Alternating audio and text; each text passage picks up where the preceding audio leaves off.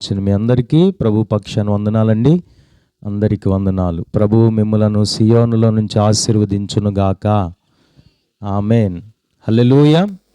అలాగనే ఈ గ్రామానికి మరొక్కసారి రావటానికి ప్రభు అవకాశం ఇచ్చారు. అందును బట్టి నేను ప్రభుని స్తుతిస్తున్నాను. నన్ను ప్రేమతో ఆహ్వానించిన ఫిలిప్పై గారికి, వారి యొక్క కుమారుడికి, వారి కుటుంబానికి, సంఘానికి హృదయపూర్వక వందనాలు తెలియచేస్తున్నాను.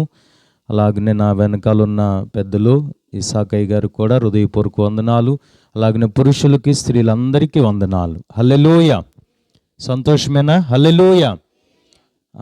అసలు ప్రసంగం ప్రారంభించక మునిపే ఆవలింతలో ఆవలిస్తున్నారు. అంటే ముగించమన్నా లేకపోతే కొనసాగించమన్నా. మీరు అలా ఆవలింతలు ప్రారంభిస్తే ఇంకా ప్రసంగం ముందుకెళ్ళదు. అందుకని ఇప్పుడు దాకా ఒక ఎత్తు అయితే, ఇప్పుడు నుంచి చాలా ప్రాముఖ్యమైన సమయం. స్తోత్రం.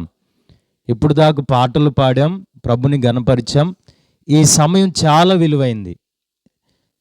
2-3 గంటలు లేకపోతే గంట మీరు వినకుండా ఎన్ని మాటలు చెప్పిన ఉపయోగం లేదు.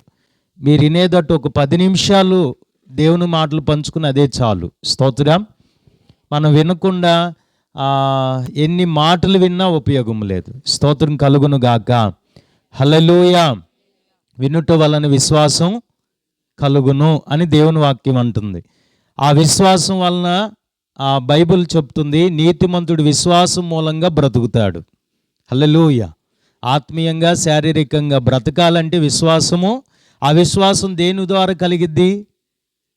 దేవుని మాటలు వినుట వలన విశ్వాసం కలిగిద్దని దేవుని వాక్యం చెప్తుంది. ఒకవేళ అనారోగ్యంలో ఉన్న, బలహీనతగా ఉన్న, విశ్వాసంతో వింటున్నట్లయితే ఆ విశ్వాసం ద్వారా స్వస్థత కూడా కలిగిద్దని దేవుని వాక్యం చెప్తుంది. హల్లెలూయా. అందుకని దయచేసి ఎవరు అనాలోచన కొనకుండా దేవుని వాక్యాన్ని శ్రద్ధగా విందాం. ఆమేన్. దేవుని వాక్యం ప్రకటించేది నేను కాదు, ప్రభువారే, పరిశుద్ధాత్మ దేవుడు మనతో మాట్లాడబోతున్నారు. హల్లెలూయా.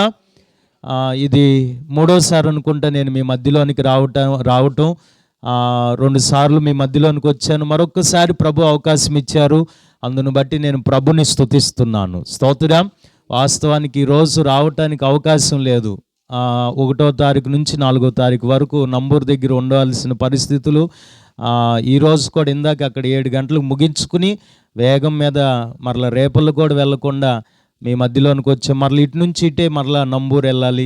రేపటి వరకు అక్కడ ఉండి మరలా రావాలి. వాస్తవానికి నేను ఫోన్ చేసి చెప్దాం అనుకున్నా, ఫిలిప్ గారు ఈ ఒక్క నెలకు నన్ను ఏమనుకోకుండా, ఎందుకంటే ఈ కూటం కోసం నేను వచ్చి మళ్ళీ వెళ్తాం చాలా ఇబ్బంది అయిద్దేమోనని నేను అనుకున్నాను. కానీ కాదు, నిర్లక్ష్యం చేయకూడదు దేవుని పని అని. మరలా ఇక్కడ 10 మంది ఉంటారా, 100 మంది ఉంటారు, 1,00,000 మంది ఉంటారు అనవసరం. దేవుని పనిని మాత్రం నిర్లక్ష్యం చేయకూడదు. హల్లెలూయా. ఉదయం అంతా అలిసిపోయాను. మరలా 2 గంటలు ప్రయాణం చేసి మీ మధ్యలోకి వచ్చి చెప్పటం అంటే అది శారీరకంగా అది బలం లేదు, కానీ ప్రభువే బలం ఇచ్చి వాడుకోవాలని నేను ప్రార్థిస్తున్నాను. ఆమేన్. చెప్దామా బిగ్గరగా? చెప్పండి హల్లెలూయా. సంతోషం చెప్దాం హల్లెలూయా. మంచిది. ఈ సేవకులతో దేవుడు నాకు మొట్టమొదటిగా శ్రీను గారి యొక్క కోడలు గారు తేజ గారి ద్వారా, అలాగని గణేష్ గారి ద్వారా మాకు ఈ కుటుంబంతో దేవుడు పరిచయం ఇచ్చాడు, ఈ సేవకులతో. స్తోత్రం. తదుపరి సేవకులు అప్పుడప్పుడు వస్తూ ఉంటారు, చాలా ప్రేమగా ఉంటూ ఉంటారు. కలిసి మేము ముందుకి సేవలు వెళ్ళటానికి ప్రభు సహాయం చేయుచున్నారు. ఆమేన్. ప్రభు రాకడ వరకు ఈ ఆత్మ కలిగించే ఐక్యత కొనసాగించుకుంటూ మేము ముందుకు వెళ్ళుదుము గాక. హల్లెలూయా. ఐక్యత ఏది కలగజేసిద్ది? ఆత్మ అని ఎఫెసీ సంఘములో రాయబడినట్లుగా మనం చూస్తాం. స్తోత్రం చెప్పరే బిగ్గరి చెప్దాం హల్లెలూయా. ఆత్మ కలిగించే ఐక్యతను మనము కాపాడుకోవాలి. ఈ ఆత్మ కలిగించే ఐక్యతలో మేము కలిసి దేవుని తోటలో పని చేయుదుము గాక. మంచిది. నాకు ఇచ్చిన సమయంలో నేను ముగిస్తాను. దయచేసి ఎవ్వరూ నిద్రపోవద్దు, ఎవ్వరు అనాలోచనగా ఉండొద్దు, ఫోన్స్ నొక్కోవద్దు. కొద్దిగా దేవుని మాటల మీద మనం మనసు పెడదాం. ఆమేన్. చెప్పండి హల్లెలూయా. సాతానుగాడు ఎంత తెలివి కలిగినోడంటే పాటలు పాడేటప్పుడు నిద్ర రానీడు, లేకపోతే ఆరాధన చేసేటప్పుడు నిద్ర రానీడు, సాక్ష్యాలు వినేటప్పుడు నిద్ర రానీడు. వాక్యం చెప్తూ ఎప్పుడైతే సేవకుడు నిలబడతాడో అప్పుడు వస్తాడనమాట సాతాను గడిక. ఎన్నేవలే కానీ కళ్ళు మూసుకొని నోరు మూసుకొని కాలు జాపుకొని నిద్రపో అంటాడు. స్తోత్రం. అందుకని ఇక్కడికి వచ్చింది ఎందుకు మనం అంటే నిద్రపోయి వెళ్ళటానికి కాదు. నిద్రపోయి వెళ్తే మనకు ఆశీర్వాదం ఏమి రాదు. దేవుని సన్నిధికి వచ్చి ఆయన మాటలు విని ఆ మాటలను, ఆ ముత్యాలను మనం తీసుకువెళ్ళినప్పుడు, ఆ జీవపు మాటలను మనం మోసుకుని వెళ్ళినప్పుడు మనము మన కుటుంబాలు, మన వ్యక్తిగత జీవితం, మనకున్న సమస్తం దీవించబడతాయి. హల్లెలూయా. సరే, దేవుని వాక్యంలోనికి వెళ్ళబోయే ముందు ఒక చిన్న పల్లవి చరణాన్ని నేను పాడాలని ఆశపడుతున్నాను. కలిసి మనందరం పాడి ముందుకు వెళ్దాం. హల్లెలూయా చెప్దామా? హల్లెలూయా. కృప చూపిన యేసు రాజా, దాటిపోకు నన్ను నీవు, కరుణామయ నీ సన్నిధిని విడిచిపెట్టనెన్నడు.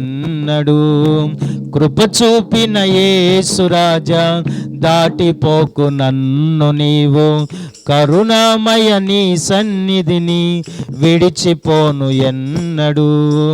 లోక బంధాలెన్నైనా నీ ప్రేమకు సాటగునా, ధనరాశులు ఎన్నున్న నీ కృప కంటే మిన్నగునా. లోక బంధాలెన్నైనా నీ ప్రేమకు సాటగునా, ధనరాశులు ఎన్నున్న నీ కృప కంటే మిన్నగునా. ప్రేమ ప్రేమ ఉన్నతమైనది నీ ప్రేమ, కృపా కృపా శాశ్వతమైనది నీ కృప. ప్రేమ ప్రేమ ఉన్నతమైనది నీ ప్రేమ, కృపా కృపా శాశ్వతమైనది నీ కృప. కృప చూపిన యేసు రాజా, దాటిపోకు నన్ను నీవు, కరుణామయ నీ సన్నిధిని విడిచిపోను ఎన్నడు. లోకము చూపే ప్రేమ ఏదో ఒకటి ఆశించే స్వార్థము నిండిన ప్రేమ. లోకము చూపే ప్రేమ ఏదో ఒకటి ఆశించే స్వార్థము నిండిన ప్రేమ. నీవు చూపిన ప్రేమ చితికిన బ్రతుకును కరుణించే జాలితో నిండిన ప్రేమ.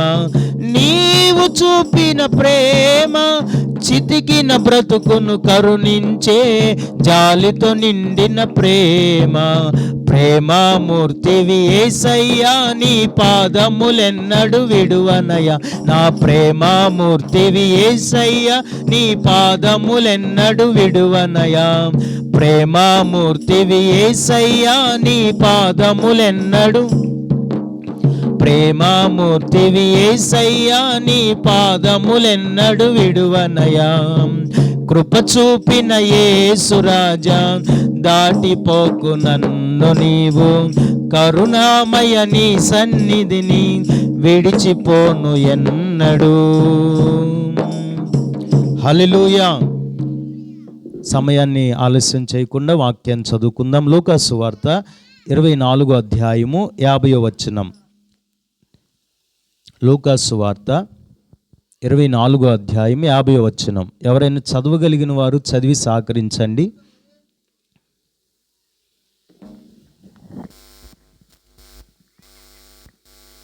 ఏంటమ్మా ఎంత ఆలస్యం?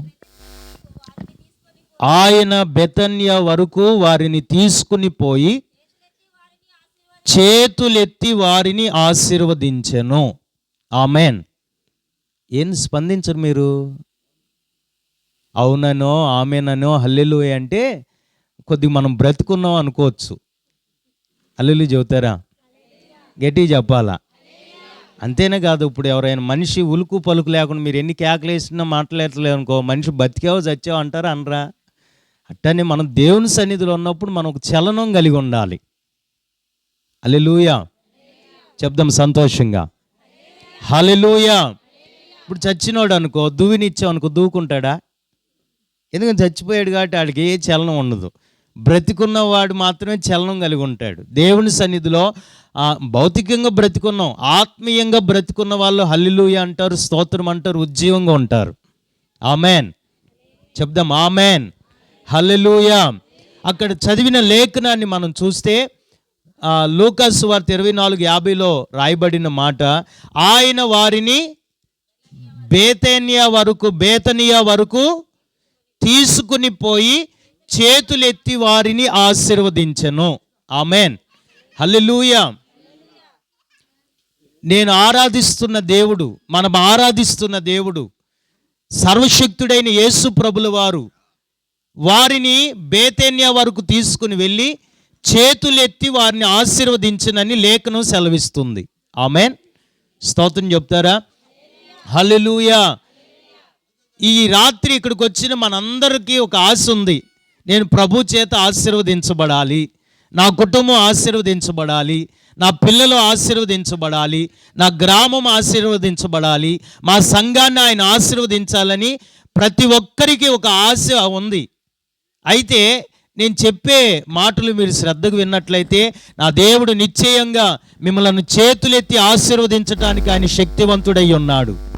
ఆమెన్ చెప్పండి, ఆమెన్, హల్లెలూయా. ఆశీర్వాదాలు 2 రకాలు ఉంటాయి. భౌతికమైన ఆశీర్వాదం, అలాగే ఆత్మ సంబంధమైన ఆశీర్వాదం. భౌతిక సంబంధమైన ఆశీర్వాదం అంటే చాలామంది ఎప్పుడు అనుకునేది ఏంటంటే, వాళ్ళు బాగా మంచి ఇల్లు కట్టుకున్నారండి, ఆశీర్వదించబడ్డారు. పిల్లలు ఉన్నారండి, ఆశీర్వదించబడ్డారు. బండ్లు ఉన్నాయండి, కార్లు ఉన్నాయండి, బంగారం ఉందండి, ఆశీర్వదించబడ్డారు అని అనుకుంటూ ఉంటాం. స్తోత్రం. బైబిల్లో చెప్పే అసలైన ఆశీర్వాదానికి నిర్వచనం ఏంటంటే, ఏ వ్యక్తి అయితే ఇవన్నీ ఉన్నా కానీ సమాధానం లేకుండా ఉంటారు. కొంతమంది లక్షల జీతం ఉండిద్ది, లక్షల సంపాదన ఉండిద్ది, ఆస్తులు ఉంటాయి, పిల్లలు ఉంటారు, ఇంట్లో ఎంతమంది ఉన్నా హృదయంలో మాత్రం సమాధానం ఉండదు. దేవుని వాక్యం అంటుంది, ఇవన్నీ ఉన్నా సమాధానం లేకపోతే ఆశీర్వదించబడినట్లు కాదు. హల్లెలూయా. యాకోబు చేతి కర్రతో వెళ్ళాడంట తండ్రి ఇంటి దగ్గర నుంచి. వచ్చేటప్పుడు 2 గుంపులు అయితేనే అంటాడు. అతనికి మందలు తక్కువ లేదు, పిల్లలు తక్కువ లేరు, అలాగనే భార్యలు తక్కువ లేరు, అంతా బాగానే ఉంది. కానీ యాకోబుకి ఏం తక్కువైనాయి అని ప్రభుని ఆ రాత్రి ఆ రేవు దగ్గర నన్ను ఆశీర్వదించితేనే కానీ నిన్ను వదలనన్నాడు. స్తోత్రం. హృదయంలో ఒక కలవరం, హృదయంలో ఒక భయం ఏంటంటే తన సహోదరుడు వస్తున్నాడు, 400 మందిని తీసుకుని వస్తున్నాడు, ఎక్కడ చంపుతాడని హృదయంలో ఒక కలవరం. హల్లెలూయా. ఈ రాత్రి చాలా మందిలో తెలియని కలవరం, నెమ్మది లేదు, పిల్లల్ని బట్టి లేకపోతే భర్తను బట్టి కుటుంబాన్ని బట్టి నెమ్మది లేని పరిస్థితులు. హల్లెలూయా చెప్తారా? ఈరోజున్న సంపాదన ఉంది, ఇంటి నిండా ఆస్తి అంతా అన్నీ బాగున్నాయి, కానీ హృదయంలో నెమ్మది లేనే. ప్రభు అంటున్నాడు, ఇదిగో లోకం ఇచ్చే శాంతిని కాదు, నా శాంతిని, నా సమాధానాన్ని నేను మీకు అనుగ్రహించబోతున్నాను అన్నాడు ఆయన. హల్లెలూయా. ప్రభు ఇచ్చే శాంతి ఎలా ఉండిద్దంటే 10 లక్షలు 50 లక్షల అప్పులైనా సరే హృదయం నిండా ధైర్యం ఉండిద్ది. ఆమెన్ చెప్పరే. ఒంటి నిండా రోగాలు ఉన్నా సరే, మరణ పంచుల్లోకి వెళ్ళినా సరే నా ప్రభు నన్ను బ్రతికిస్తాడు, మరలా నేను సన్నిధిలో గ్రామంలో సాక్షిగా నిలబడతానని గుండెల నిండా నెమ్మదితో ధైర్యంగా ఉండగలుగుతావు. హల్లెలూయా. బైబిల్ అంటుంది 10,000 మంది కూలినా 1000 మంది కూలినా నువ్వు భయపడవు. ఆమెన్. ఎందుకంటే ప్రభు నీ హృదయంలో ఉన్నాడు కాబట్టి నీకే కలవరం ఉండదు, ఏ అసమాధానంతో నీవు ఉండవు. ప్రభు నీ హృదయంలో ఉన్నాడు కాబట్టి అదే గొప్ప ఆశీర్వాదం. Praise the lord, praise the lord. ప్రియ దేవుని బిడ్డలారా, ఈ రాత్రి నేను చెప్పాలనుకుంది ఏంటంటే, నా ప్రభు చేతులెత్తి ఉన్నాడు ఇప్పటికే.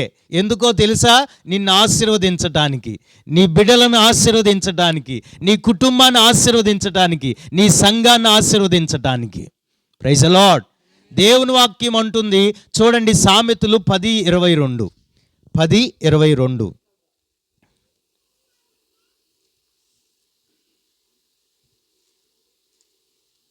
స్పీడ్గా చదవాలి. సామెతల పుస్తకము 10వ అధ్యాయం 22వ వచనం. యెహోవా ఆశీర్వాదమును ఐశ్వర్యమును నరుల కష్టము చేత ఆయన ఆశీర్వాదం ఎక్కువ కానే కాదు. ఆమెన్, హల్లెలూయా. యెహోవా ఆశీర్వాదము ఐశ్వర్యం ఇచ్చును. ఆమెన్. స్తోత్రం కలుగును గాక. Praise the lord. ప్రభు ఇచ్చేది వేరు, లోకం ఇచ్చేది వేరు. ప్రభు ఇచ్చేది ఎలా ఉండిద్దంటే క్రమక్రమంగా ఉండిద్ది అన్నమాట. Praise the lord. ఇస్సాకు ఎలా ఆశీర్వదించబడ్డాడు? స్టెప్ బై స్టెప్ అభివృద్ధి చెందేంత వరకు ప్రభు అతనికి తోడై ఉండి ఆశీర్వదించబడ్డాడు. ప్రభు ఇచ్చే ఆశీర్వాదం ఎలా ఉండిద్దంటే నీకు అన్నీ నేర్పిస్తాడు. అంచెలంచెలుగా ఒక్కసారే మొదటి స్టెప్లో నుంచి 100వ స్టెప్లోనికి తీసుకెళ్ళడు ఆయన. ఒక్కొక్క మెట్టు అనుభవాన్ని నీకు నేర్పించి ఉన్నత స్థితిలో నిన్ను కూర్చోబెడతాడు ఆయన. Praise the lord. హల్లెలూయా. చాలామంది ఎలా అనుకుంటారంటే ప్రభు నమ్ముకుంటే రాత్రి మా అప్పులు పోతాయేమో, ప్రభు నమ్ముకుంటే రాత్రి మా రోగాలు పోతాయి. కాదు. నిన్ను పరీక్షించి శుద్ధ సువర్ణంగా చేసి నిన్ను క్రమంగా హెచ్చించి నిలబెడతాడు ఆయన. యెహోవా ఆశీర్వాదం అంట ఐశ్వర్యం ఇచ్చిద్ది. ఈరోజు చాలామంది రాత్రి అని లేదు, పగలని లేదు, కష్టపడుతూనే ఉన్నారు ఐశ్వర్యవంతులు అవ్వాలని. నరుల కష్టం వలన వారికి ఐశ్వర్యము ఆశీర్వాదము రాదు. యెహోవా ఆశీర్వదిస్తేనే అది ఎన్నటికి ఆశీర్వాదంగా ఉండిద్ది. కొంతమంది అంటూ ఉంటారుగా, ఒకప్పుడండి వారి కుటుంబం చాలా బాగా బతికిందండి, ఇప్పుడేమో తినటానికి కూడా లేదండి అంటున్నారు కదా. కానీ నా ప్రభు ఆశీర్వదిస్తే ఆ మాటలు ఉండవు. ఎలా ఉంటాయో తెలుసా? ఒకప్పుడు వారి స్థితి బాగోలేదండి, ఇప్పుడు వారు 100 మందికి 1000 మందికి పెట్టే స్థితిలోనికి నా దేవుడు తీసుకెళ్ళాడని చెప్పగలుగుతారు. ఎందుకంటే ప్రభు ఆశీర్వదిస్తే అది ఎన్నటికి ఆశీర్వాదమే. దాన్ని కొట్టివేయగలిగిన వాడు ఎవడో లేడు. నీ మీద ఎవడైనా చేతబడి చేసినా, నీ మీద ఎవడైనా శాపనార్థాలు పెట్టినా వాళ్ళు నాశనం అయిపోవాలి, వారు పడిపోవాలని వాళ్ళు ఎంత కోరుకున్నా అది జరగదు. ఎందుకో తెలుసా? ప్రభు నిన్ను ఆశీర్వాదంగా ఉండాలని ఆశీర్వదించాడు ఆయన. ఆమెన్. అది ఎన్నటికి ఆశీర్వాదమే. అదే దేవుని వాక్యం అంటుంది. చూడండి, మొదటి దినవృత్తాంతాల గ్రంథము 17వ అధ్యాయం 27వ వచనం. మొదటి దినవృత్తాంతాల గ్రంథము 17:27.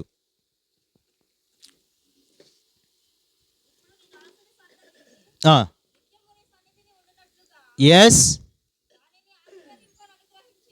అవును. యెహోవా నీవు ఆశీర్వదించిన ఎడల ఎన్నటికి నీ ఆశీర్వాదముగా ఉండును. ఆమెన్ అనలా. ఎట్లా ఉండాలి తెలుసా? ఆ వాక్యము అది మీకు మీ జీవితాలకు అన్వయించుకోవాలి. ఆమెన్ అంటే జరుగును గాక అని అర్థం. స్తోత్రం. అది ఎంత చక్కని మాట. యెహోవా నీ ఆశీర్వాదం ఎన్నటికి ఆశీర్వాదంగానే ఉండునంటే, అంటే కొంతకాలం ఉండే ఆశీర్వాదం కాదు, ఎన్నటికి ఆశీర్వాదం అది. హల్లెలూయా చెప్పాలి బిగ్గర. హల్లెలూయా చెప్దాం సంతోషంగా. హల్లెలూయా. ప్రియదేవుని బిడ్డలారా, ఈ రాత్రి ప్రభు అంటున్నాడు, నేను ఇప్పటికే నేను చేతులెత్తి నిలుచున్నా. ఎందుకో తెలుసా? మిమ్మల్ని ఆశీర్వదించటానికి. ఆమెన్. అది భౌతికమైనదైనా సరే, ఆత్మీయమైనదైనా సరే, ఏ ఆశీర్వాదమైనా ప్రభు వలన కలగాల్సిందే. స్తోత్రం. ఈరోజు మేము ఎంత కష్టపడినా నాకు ఆశీర్వాదం రావట్లేదు, నేను సరిగ్గా దర్వాజా నిలబెట్టలేదేమో, నేను మంచి సమయంలో ఇల్లు కట్టలేదేమో అని నువ్వు భయపడాల్సిన అవసరం లేదు. Praise the lord.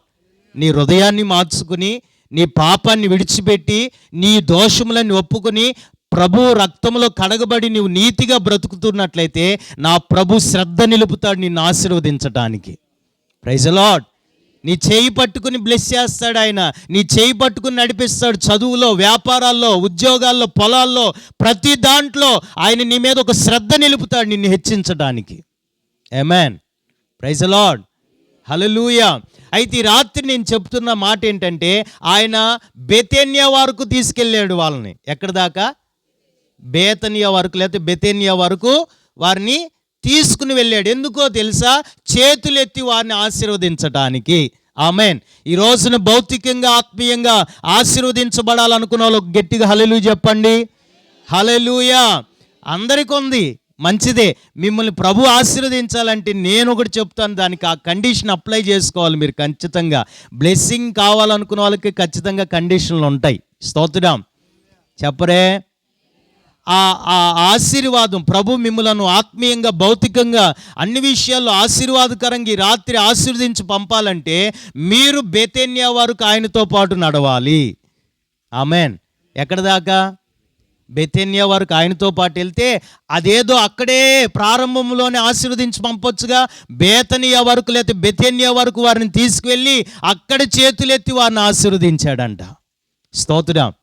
ప్రభు కూడా ఆశపడుతున్నాడు, ఈ బిడ్డ నాతో పాటు బేతనియా వరకు వస్తే, బెతెన్యా వరకు వస్తే నేను అక్కడికి తీసుకువెళ్ళి వీరిని ఆశీర్వదించాలని ప్రభు కోరుకుంటున్నాడు. బెతెన్యా అనగా, బేతని అనగా లేకపోతే ఏంటి అర్థము? అక్కడ దాకెళ్తే ఆయన చేతులెత్తి మనల్ని ఆశీర్వదిస్తాడా అని మీరు ఆశ కలిగి చూస్తున్నారు కదా. అక్కడికి వెళ్తే నిశ్చయంగా ప్రభు మనల్ని ఆశీర్వదిస్తాడు. ఆ బేతన్య ఏంటి అనేది ఈ రాత్రి మనం ధ్యానం చేద్దాం. మార్కు సువార్త 11వ అధ్యాయము 1వ వచనం. మార్కు సువార్త 11వ అధ్యాయం 1వ వచనం. వారు యెరూషలేమునకు సమీపించి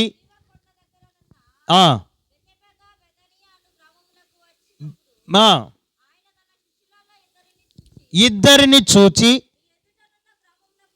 వెల్లుడి, అందులో మీరు ప్రవేశింపగానే కట్టబడిన ఒక గాడిదయు గాడిద పిల్లయు కనబడును, దాని మీద ఏ మనుషుడును ఎప్పుడును కూర్చుండలేదు. దాన్ని విప్పి తోలుకుని రండి. ఎవడైనను మీరెందుకు ఇలాగు చేయుచున్నారని అడిగిన ఎడల అది ప్రభునకు కావాలనని చెప్పుడి. చాలు, దేవునికి స్తోత్రం చెప్తారా? సమయం లేదు కాబట్టి వివరిస్తాను. ఇప్పుడు రానున్న దినాల్లో మట్టల ఆదివారం అని జరిగిద్ది. తర్వాత మనకి గుడ్ ఫ్రైడే, ఈస్టర్ ఇవి కూడా జరుగుతాయి. అయితే ఈ మట్టల ఆదివారం ఎప్పుడు వచ్చింది? ఈస్టర్కి ముందు ఆదివారం. స్తోత్రం చెప్తారా? హల్లెలూయా. అప్పుడు ఎక్కువగా ఈ గాడిద గురించి ఎక్కువ చెప్తూ ఉంటారన్నమాట. స్తోత్రం. ఈ గాడిద అంశాలు, కొంతమంది గాడిద అంశాలు చెప్పేవాళ్ళు ఉంటారు, లేకపోతే ఈ వివిధగా చెప్తూ ఉంటారు. ఏదేమైనప్పటికీ మీకు కొంతమందికి పరిచయం ఉండొచ్చు, కొంతమందికి పరిచయం లేకపోవచ్చు. ప్రభు తన శిష్యులతో చెప్తున్న మాట ఏంటంటే, మీరు ఆ ఎదుట ఉన్న గ్రామం, ఆ గ్రామం పేరేంటి చెప్పాలి, అక్కడ రాసింది కదా, బెతన్యా. హల్లెలూయా. ఆ బేతన్యాలోకి వెళ్ళి అక్కడ ఒక గాడిదయు గాడిద పిల్లయు కట్టబడి ఉంది, దాని మీద ఇంతవరకు ఎవడునూ కూర్చోలేదు, అది ప్రభుకి కావాలని చెప్పి దాన్ని విప్పి తీసుకురండి అన్నాడు. ఆమేన్. ఈ రాత్రి నేను చెప్పాలనుకున్నది ఏంటంటే, బెతన్యా అనగా లోబడుట. స్తోత్రం. బెతన్యా దాకంటే లోబడే అనుభవంలోనికి నువ్వు వస్తే నా ప్రభు చేతులెత్తి నిన్ను ఆశీర్వదించడానికి ఆయన సిద్ధంగా ఉన్నాడు. Praise the lord. బెతన్యా అంటే ఏదో అనుకుంటున్నారు. బెతన్యా దాకా ఎందుకు తీసుకెళ్ళాడంటే, నీవు లోబడే అనుభవం దాకా నిన్ను తీసుకెళ్ళి అక్కడ చేతులెత్తి నిన్ను ఆశీర్వదించాలని ప్రభు కోరుకుంటున్నాడు. స్తోత్రం. హల్లెలూయా. ఇంతవరకు ఈ గాడిద కట్టబడి ఉంది. ఇప్పుడు ఆ గాడిదని ఎవడైనా పట్టించుకున్నారంటారా? ఈ లోకంలో గాడిదకి ఏమైనా విలువ ఉందా? ఇప్పుడు చాలామంది వాళ్ళ పిల్లల్ని తిట్టేటప్పుడు అడ్డగాడిద అని తిడతారు, కొంతమంది నిలువు గాడిద అని తిప్పుతారు. ఇప్పుడు ఆడి పెద్ద గాడిద అయితే ఆడిని కన్న తల్లి తండ్రి ఎవరో వాళ్ళు ఇంకా పెద్ద గాడిదలు. స్తోత్రం. అంటే దాని అర్థం ఏంటంటే, వాళ్ళని తిట్టి అనవసరం వీళ్ళే తిట్టుకుంటున్నారు. మీ పిల్లల్ని ఎప్పుడు కోపం వచ్చినా కానీ తిట్టమాకండి. ఎందుకంటే మీ పిల్లల్ని దీవించటం నేర్చుకోండి. కోపంలో కూడా రే నువ్వు బాగుపడతావురా అని తిట్టండి. స్తోత్రం. ఒక పాస్టర్ గారు వాళ్ళ అబ్బాయిని చదివిస్తున్నాడు, వాడు దేంట్లో మార్కులు రావట్లా. ప్రార్థన చేస్తుంటే ప్రభు అన్నాడు, ప్రభువా ఏంటి వీడికి అసలు ఏం బాగుపడతలేదంటే, నీ కోపం వచ్చినప్పుడు వాళ్ళు ఏం తిడుతున్నావురా అంటే, పనికిమాలినోడు అని తిడుతున్నాను ప్రభు అన్నాడు. ఇంకేం పనికి వస్తాడు ఆడు? నీ నోటితో నువ్వే శాపం పెడుతున్నావు కదా, నువ్వే వాడు పనికి రానోడు అంటున్నా, ఇంకేం పనికి వస్తాడంటే, ఇక నుంచి అట్ట కాదు, కోపం వచ్చినప్పుడల్లా పనికొచ్చేవాడు అని తిట్టమన్నాడు. స్తోత్రం. ఈ కోపం వచ్చినప్పుడల్లా ఏం తిడుతున్నాడండి? పనికిమాలినోడు అని తిడతలా, పనికొచ్చేవాడు అని తిడుతున్నాడు. అమ్మో అవును లేపండి. చక్కగా కళల దర్శనాలు చూస్తున్నట్టు ఉంది.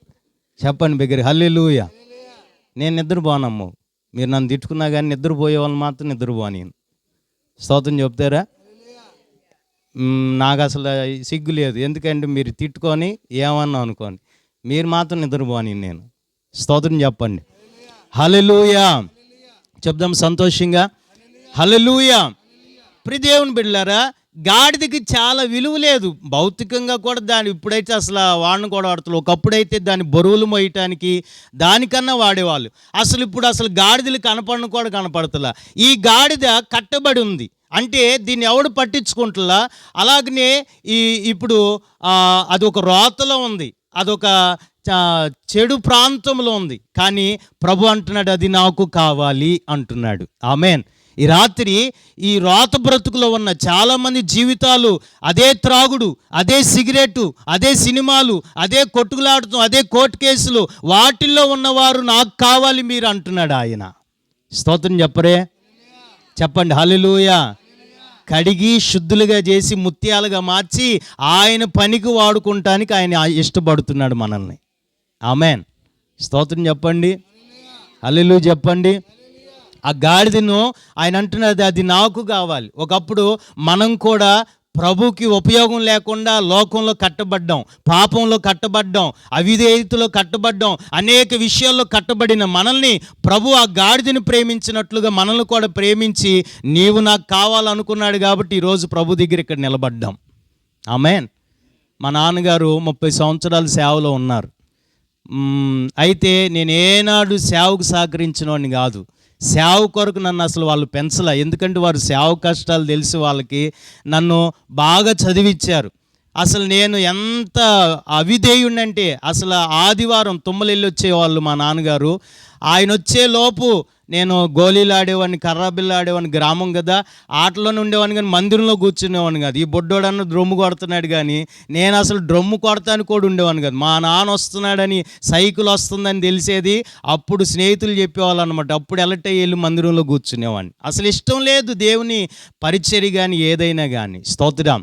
అందుట్లో చిన్నప్పటి నుంచి రేపల్లోని చదువుకున్న మంచి మంచి కాన్వెంట్లో చదివించారు. వాళ్ళకి తినడానికి లేకపోయినా నన్ను కాన్వెంట్లో చదివించారు. ఇంగ్లీష్ మీడియంలో స్కూల్కి వెళ్ళి నేనే మా గ్రామంలో మొదట. స్తోత్రం. మంచి స్నేహితులు ఏర్పడ్డారు. డబ్బున్న వాళ్ళంతా వాళ్ళకి మన స్థితి తక్కువ, నా స్థితి తక్కువ, వాళ్ళకి చక్కగా ఉంది. వాళ్ళు రే నువ్వు టూర్కు రావా, మేము ఖర్చు పెట్టి తీసుకెళ్తావని అన్నిటికి ఖర్చు పెట్టేవాళ్ళు. స్తోత్రం. అయితే అలాంటి స్నేహాల మధ్యలో ఉన్న నేను, లోకంలో ఉన్న నేను, ప్రభు నన్ను ప్రేమించి నువ్వు నాకు కావాలి, నేను నిన్ను వాడుకోబోతున్నానని పిలిస్తే గత 11 సంవత్సరాలుగా దేవుని సేవలో నేను పనిచేయగలుగుతున్నాను. స్తోత్రం చెప్పండి హల్లెలూయా. ప్రభు కృప, ఆయన విరామం లేని పరిచర్య ఇస్తున్నాడు. అనేక ప్రాంతాలకు తీసుకెళ్తున్నాడు. అది చిన్నది కావచ్చు, పెద్దది కావచ్చు, తన పనిలో ఒక పాత్రగా వాడుకుంటున్నాడు. అందుకు ప్రభుకి మహిమ. ఒకప్పుడు ఎందుకు పనికిరాని వ్యక్తిగా ఉన్నాను, కట్టబడిన స్థితిలో ఉన్నాను, అనేక వ్యసనాల్లో, అనేక లోకంలో ఉన్న నన్ను విప్పి ఆయన కూర్చునేవానిగా, ఆయనను మోసే గాడిదగా నన్ను మార్చుకున్నాడు. Praise the lord. ఈ రాత్రి నేను మీకు చెప్పాలనుకుంది ఏంటో తెలుసా? అందరు నిన్ను అసహ్యిస్తున్నారేమో, అందరు నిన్ను నిందిస్తున్నారేమో. ఇప్పుడు ఆ గాడిదని ఎవరైనా ప్రేమించి ఉంటారా? గాడిదనే అని ఉంటారు. దాని బాధ ఎవరో ఒకరికి చెప్పుకోవాలనుకునిద్ది, కానీ ఎవరు దాని మాటలు విన్నవాడు? ఈరోజు నువ్వు కూడా నీ మాటలు నీ భర్తకో, లేకపోతే నీ బంధువులకో, నీ తోటి వాళ్ళకో ఎవరికో చెప్పుకోవాలనుకుంటున్నావు. వాళ్ళ ఇంట్లో వాళ్ళు నిన్ను అసహ్యించుకుంటున్నారు, కానీ నా ప్రభు నిన్ను ప్రేమిస్తున్నాడు. హల్లెలూయా. ఈ మనుషులు నీ దగ్గర డబ్బు ఉంటే నిన్ను ప్రేమిస్తారేమో, లేకపోతే నీకు స్థాయి ఉంటే నిన్ను ప్రేమిస్తారేమో. ప్రభు నీకు డబ్బు లేకపోయినా, స్థాయి లేకపోయినా నిన్నుగా ప్రేమించేవాడు నజరేయుడైన యేసు ప్రభుల వారు. అందుకని ఆయన సిలువలోనికి 2025 సంవత్సరాల క్రితం దిగివచ్చి నిన్ను నన్ను ప్రేమించాడు. కాబట్టి ఆఖరి రక్తబొట్టు వరకు కూడా ఆయన కార్చి ఆయన మరణమై తిరిగి లేచి మరలా రాబోతున్నాడు ఆయన. స్తోత్రం కలుగును గాక. చెప్పండి హల్లెలూయా, హల్లెలూయా. ఈ రాత్రి ప్రభు నిన్ను ప్రేమిస్తున్నాడు. ఆ గాడిద దాన్ని విప్పి తీసుకురమ్మనంటే దాని యజమానులు అడిగితే ఈ మాట చెప్పండి, యేసయ్యకి కావాలి అని అనగానే ఆ గాడిద నేను రాను అని అంటే దానికి ఆశీర్వాదం ఉండేదా? స్తోత్రం చెప్పండి. ఇప్పుడు ఆ బెతెన్యా అనుభవం ఏంటంటే లోబడుట. స్తోత్రం. ఇప్పుడు ఆ గాడిద ఏమనలా, నేను రాను, యేసు ప్రభు ఆయన ఎవరో నన్ను రమ్మంటున్నాడా, నేను మొయ్యాలి ఇక నుంచి, నేను రాను అని అనలాది. స్తోత్రం. ఇక్కడ కూర్చున్న మీలో కూడా అంతకుముందు ప్రభు రమ్మంటే అన్నిటిని వదిలిపెట్టేసి ప్రభు కొరకు లోబడటానికి వచ్చారు కాబట్టి నా ప్రభు చేతులెత్తి మిమ్ములను మీ కుటుంబాన్ని ఆశీర్వదించడానికి సిద్ధంగా ఉన్నాడు ఆయన. స్తోత్రం కలుగును గాక. స్నేహాలను వదిలిపెట్టారు, లోకాన్ని వదిలిపెట్టారు, మీకు ఇష్టమైన వాటన్నిటిని వదిలిపెట్టారు. అలాంటిగా వాటిని వదిలిపెట్టి ప్రభుకు లోబడిన మిమ్ములను ప్రభు చెయ్యి విడవడు. ఆమేన్. ఆయన చేతులెత్తి ఆశీర్వదించడానికి సిద్ధంగా ఉన్నారు. ఎవరినో తెలుసా? లోబడే వారికే. స్తోత్రం చెప్తారా? హల్లెలూయా. లోబడనొల్లని వానికి శ్రమ, లోబడే వానికి ఎప్పటికీ ప్రభు ఆశీర్వాదం ఉంటూనే ఉండిద్ది. స్తోత్రం. ఈ తల్లిని లేపమ్మా, హల్లెలూయా చెప్పండి. చెప్పు. నా ముందు కూర్చుని నువ్వు నిద్రపోతే అట్ట తల్లే. పాడేవు ఇందాక దాకా పాటలు, 4-5 పాటలు పాడుతాను మన పనే. చెప్పు హల్లెలూయా చెప్పండి గట్టిగా. హల్లెలూయా. ముందు కూర్చున్న వాళ్ళు ఇంకా మాదిరిగా ఉండాలి. మీరే నిద్రపోతే వెనకాల వాళ్ళు ఇంకా నిద్రపోతారు. ఈ సైతాన్ని ఎంత సైతం తెలిసి నిద్ర సైతాన్ని మనం పోయాం అనుకో, పక్కన వాళ్ళకి మొత్తం ఎక్కినట్టు ఎక్కిద్ది అనమాట. ఊరిని వచ్చేసిద్ది. అసలు అది పాయిజన్ అనమాట. స్తోత్రం చెప్పండి గట్టిగా చెప్పాలా. హల్లెలూయా. నాకు తెలిసి మిమ్మల్ని ఇంతవరకు నిద్ర లేపేవాడు వచ్చేవాడు రాలేదు, నాకు తెలియదు. నేనే అనుకుని నిద్ర లేపేవాడిని. స్తోత్రం చెప్పండి. ఎవరి కాళ్ళు ఎంత దూరాల నుంచి వచ్చినా వాళ్ళు వాక్యం చెప్పుకుని వెళ్ళిపోయేవాళ్ళు ఏమో, కానీ నేనేమో నిద్ర లేపేవాడిని మిమ్మల్ని. చెప్పండి గట్టిగా. ఏం లేదు, నా బాధ ఏం లేదు. 4 మాటలను మీ హృదయంలోకి వెళ్తే మీరు దేవుని చేత ఆశీర్వదించబడతారని నా ఆశ. స్తోత్రం. ఆయనకి పని లేక, లేకపోతే శంకరానికి పని లేక, వాళ్ళ కుటుంబానికి పని లేక ఎట్ట ఏర్పాటు చేసేదే? దేనికమ్మా? ఎందుకు ఏర్పాటు చేస్తున్నారు? ఈ లైట్లు కట్టి, ఈ బాక్సులు పెట్టి, ఆ గొట్టాలు కట్టి మమ్మల్ని అంతటి పిలిపెత్తుంది. ఊరికి పని ఎక్కువ వాళ్ళకి తిన్న దొరక్క. చెప్పండి హల్లెలూయా చెప్పండి. మామూలు కష్టం కాదు. ఈ పాంప్లెట్లు వేపించి మీకు భోజనాలు సిద్ధపరిచి మీరేం ఊపుకుంటూ వచ్చి చక్క నిద్రపోయి వెళ్తానికి కాదు. స్తోత్రం చెబుతారా? ఆ ప్రయాస తగిన ఫలం ప్రభు వారికి ఇస్తారు ఖచ్చితంగా. దేవుని స్తోత్రం. ప్రభు నందు మీ ప్రయాస ఏది వ్యర్థం కాదు. వారు అలాగనే ప్రభు కొరకు నమ్మకంగా ప్రయాసపడుతున్నారు. ప్రభు ఖచ్చితంగా తగిన సమయంలో ఆయన హెచ్చించగలడు. ఆయన ప్రైజ్ ది లార్డ్. స్తోత్రం చెప్తారా? చెప్తూ ఉంటారు ఎప్పుడు. ఈ గ్రామంలో సేవ చేస్తుంది ఏముండిద్ది? అయినా కానీ ధనము కోసం ఇంకో దానికోసమో కాకుండా ప్రభు కొరకు నమ్మకంగా బ్రతుకుతున్నారు. ప్రభు తన సమయంలో హెచ్చిస్తాడు. స్తోత్రం. ఈ ప్రయాస అంతా ఎందుకంటే మీరు వాక్యం చేత సత్యంలోనికి వచ్చి ఇంకా ఆధ్యాత్మికంగా దీవించబడతారని, భౌతికంగా దీవించబడతారని వారు ప్రయాసపడుతున్నారు. ఆ ప్రయాసను మీరు వ్యర్థం చేసుకోమాకండి, కాలుదనుకోమాకండి. ఆ మాటలను మీ హృదయంలో భద్రపరుచుకోండి. ఆమేన్. మీరు పేపర్ మీద రాసిన, డైరీలో రాసిన అది చినిగిపోయిద్ది, చెరిగిపోయిద్దేమో, కానీ హృదయం అనే పలక మీద రాస్తే ఎన్నటికీ చెరిగిపోదు.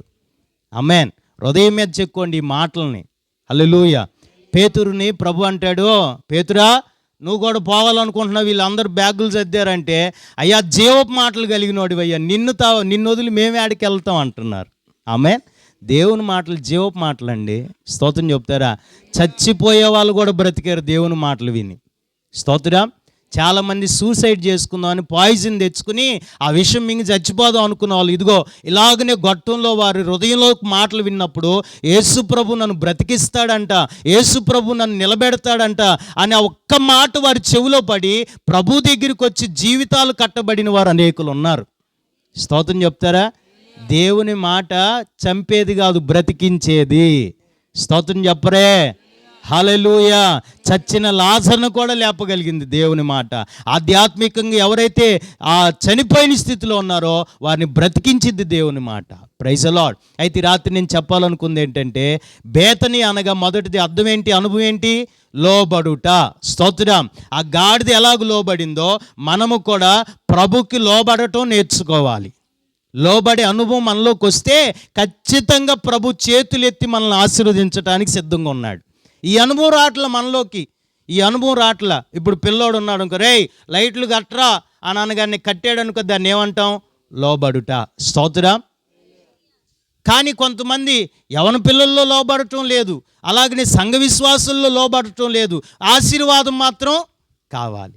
ప్రియ దేవుని బిడ్డలారా, ఆ గాడిద లోబడిన వెంటనే ఎన్నడూ లేని ఘనతను ఆ గాడిదకు దేవుడిచ్చాడు. స్తోత్రం చెప్తారా? ఇంతకుముందు నువ్వు ఎన్నడూ చూడలేదే మా ఘనత. అవమానాలతో, నిందలతో, ఇబ్బందులతో ఉన్న నిన్ను నా దేవుడు ఘనతకు పాత్రగా మార్చబోతున్నాడు. రెట్టింపు ఘనతగా నిన్ను మార్చబోతున్నాడు ఆయన. హల్లెలూయా చెప్పండి సంతోషంగా, హల్లెలూయా. లోబడుట్లో గొప్ప ఆశీర్వాదం ఉంది. ఇప్పుడు ఆదివారం ప్రభు సన్నిధికి రావాలి. ఆదివారం ప్రభు రోజు. ఈ వాక్యానికి లోబడి ఎంతమంది ప్రభుకి విధేయత చూపిస్తున్నారు? కొంతమంది ఆదివారం వచ్చిందనుకో, ఎవరో పిలిచారనుకో, మేస్త్రమ్మ, అమ్మాయి ఈరోజు మినపకాయ పీకాలి పొలంలో, ఇదిగో ఈరోజు నాటేయాలి, కోత కొయ్యాలా అని అనగానే ప్రార్థన, నెక్స్ట్ ఆదివారం పోదాంలే, ఎప్పుడు పోయే ప్రార్థనలే అని పోతున్నావా? పోవట్లేదా? సంతోషం, దేవుని స్తోత్రం. కొంతమంది ఆదివారమే సైతానుగాడు పనులు పెడతాడు, ఆ రోజే ఆ లోబడరు అనమాట. ప్రభువుకు లోబడినప్పుడు నీవు ఆశీర్వాదం చూడగలుగుతావు. ఆమేన్.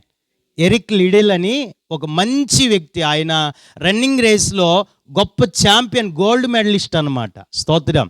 మీరు గూగుల్లో సెర్చ్ చేసిన వచ్చింది ఎరిక్ లిడెల్ అనే వ్యక్తి. ఈ వ్యక్తి క్రైస్తవుడు. ఈ వ్యక్తి 100 మీటర్లు రన్నింగ్ రేస్ చేయటానికి బాగా ప్రాక్టీస్ అయ్యాడు. ఇప్పుడు ప్రాక్టీస్ అయినప్పుడు ఆ పోటీకి వెళ్ళవలసిన రోజు ఏ రోజు అంటే ఆదివారం. ఏ రోజు అండి? ఆదివారం. ఇప్పుడు అది గెలిచాడా ప్రపంచం మొత్తం చూసిద్ది. అది మామూలు పోటీ కాదన్నమాట. స్తోత్రం చెప్తారా? ఇప్పుడు దానికి వెళ్ళాలా, ప్రభుకి లోబడాలా అర్థం కావట్లా. అయితే ప్రార్థన చేసుకుంటుండే ప్రభుకు లోబడమని స్వరం వినపడినప్పుడు ఓడిపోయిన పర్వాలేదు, మరలా దేవుడు అవకాశం ఇస్తాడు. దేవుని సన్నిధిని మాత్రం నేను నిర్లక్ష్యం చేయకూడదు అని చెప్పి ఏం చేశాడంటే, నేను రావట్లేదని అక్కడ చెప్పేశాడు. వాళ్ళందరూ అన్నారు, నీకేమైనా పిచ్చి పట్టిందా? అసలు ఈ స్థాయికి రావటానికి, దీంట్లో పోటీ అవకాశం రావటమే మామూలు విషయం కాదు, నువ్వు ఎందుకు ఇలాంటి పిచ్చి పనులు చేస్తున్నావు అంటే, ఏం పర్వాలా, నేను ప్రభుని పక్కన పెట్టి నేనేమి సాధించలేనని దానికి స్వస్తి చెప్పేశాడు. స్తోత్రం. ఇది లోకం ఏమనిద్ది? పిచ్చి అంటారు. స్తోత్రం చెప్తారా? దేవుని వాక్యం అంటుంది, నశించిపోయే వారికి అది వెర్రితనం, రక్షించబడిన మనకి శక్తి అయి ఉన్నది. హల్లెలూయా. వాళ్ళకి వెర్రితనమే. ఏంటంటే పిలుపు గారు ఎట్ట కూర్చోబెట్టి రోజు 10 నెలలు భజన పెడతారు, ఎర్రితనమే. కానీ మనకి శక్తి అది. స్తోత్రం చెప్తండి, బిగ్గరగా చెప్పండి, హల్లెలూయా. అదే తర్వాత రోజు సోమవారం 400 మీటర్లు పరిగెత్తే పోటీ ఉంది. 400 మీటర్లు పరిగెత్తే పోటీ. అయితే ఇప్పుడు 100 మీటర్లే ఈయన ప్రిపేర్ అయింది, కానీ 400 మీటర్లు దానికి అవకాశం వచ్చింది ఆ సోమవారం. ఎవరు వచ్చి చెప్పారు, ఇదిగో మరలా ఎవరో స్థానం లేదని ఎవరు ఆగిపోయారంట, నీ వచ్చి ఆ 400 మీటర్లు పరిగెడతావంటే పరిగెడతానని ఒప్పుకున్నారు. ఎవరు వచ్చి అంటున్నారు, నువ్వు 100 మీటర్లకే ప్రాక్టీస్ అయ్యావు, 400 మీటర్లకి ఎలా అంటే, నన్ను గణపరిచిన వారిని నేను గణపరుస్తానని ప్రభు చెప్పాడు, నేను ఆయన గణపరిచాను, నిన్నటి రోజు నాకు తోడుంటాడని నమ్మకం ఉంది, నేను ప్రాక్టీస్ లేకపోయినా సరే నేను 400 మీటర్లకు పరిగెడతాను అని అన్నాడు. స్తోత్రం. పోటీకి వెళ్ళాడు. ఆ రంగంలో నుంచున్నప్పుడు ఒక ముసలాం ఒక కాగితం మీద రాసుకుని వచ్చి తన చేతిలో పెట్టింది. ఇంగ్లీష్లో ఉన్న మాట చెప్తున్నా, నన్ను గణపరిచిన వారిని నేను, ఈయన ఏదైతే అనుకున్నాడు ఆమె కూడా అదే రాసి తన చేతులు, ఇంకా ధైర్యం వచ్చేసింది. ఇక ఆ పోటీలో పాల్గొన్నాడు, పరిగెత్తుకుంటున్నాడు, వెళ్తున్నాడు. 100 మీటర్ల వరకే ఇతను బాగా స్పీడ్గా వెళ్ళగలిగాడు. కానీ తర్వాత అలవాటు లేదు కదా, కొద్దిగా వెనకబడుతుంటే మరలా ప్రభుని స్తుతించుకుంటూ పరిగెత్తాడు. ఆ రోజున 400 మీటర్లు గెలిచి ఛాంపియన్గా నిలబడ్డాడు. ఇది అబద్ధం కాదండి, ఇది చరిత్ర. మీరు కావాలంటే గూగుల్లో మీరు సెర్చ్ చేస్తే ఖచ్చితంగా ఇది నిలబడిద్ది. అతను క్రిస్టియన్ మిషనరీ ఎరిక్ లిడెల్ అనే వ్యక్తి. స్తోత్రం. హల్లెలూయా. ప్రభుకు లోబడ్డాడు కాబట్టి ప్రభు ప్రపంచానికి దీవెనకరంగా మార్చాడు, అంతగా ఆశీర్వదించాడు. ఆమేన్.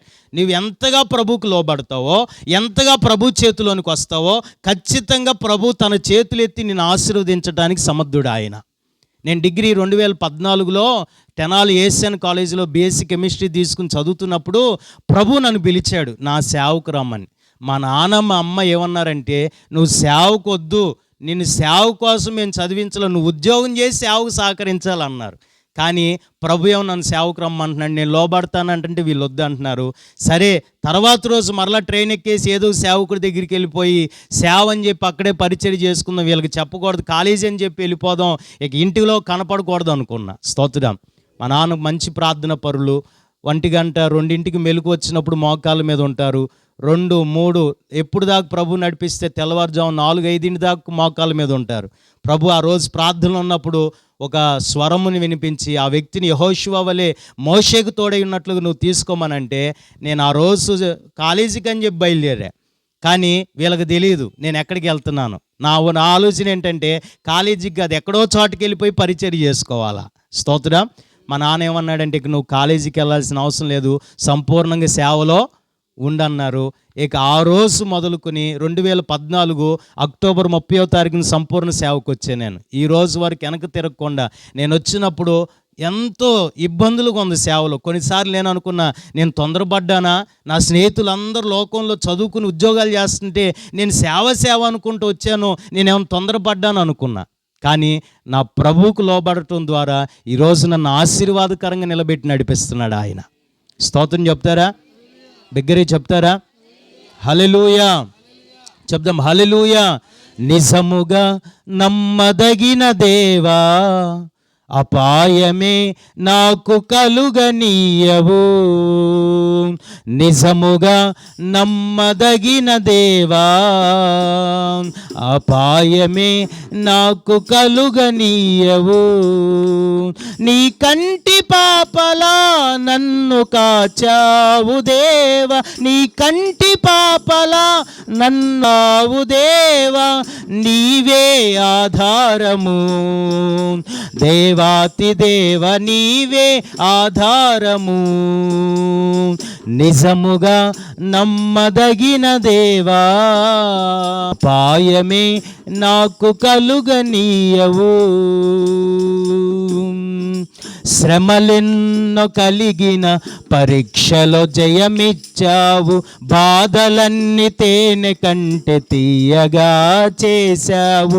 శ్రమలెన్నో కలిగిన పరీక్షలో జయమిచ్చావు, బాధలన్నీ తేనె కంటే తీయగా చేశావు. నీవాదరించగా స్థిరపడి తిని నేను, నీవాదరించగా స్థిరపడి తిని నేను. ఉదయించి నీలో రాత్రి నాకు లేదయా, ఉదయించి నీలో రాత్రి నాకు లేదయా. నిజముగా నమ్మదగిన దేవా, అపాయమే నాకు కలుగనీయవు. Praise the lord. హల్లెలూయా. నిజంగా నమ్మదగిన దేవుడు ఆయన. నాకు అసలు శూన్యంగా కనపడింది, కానీ నా ప్రభు నా బ్రతుకుని ఎడారిగా ఉన్నదాన్ని ఏదేనుగా మార్చాడు ఆయన. స్తోత్రం.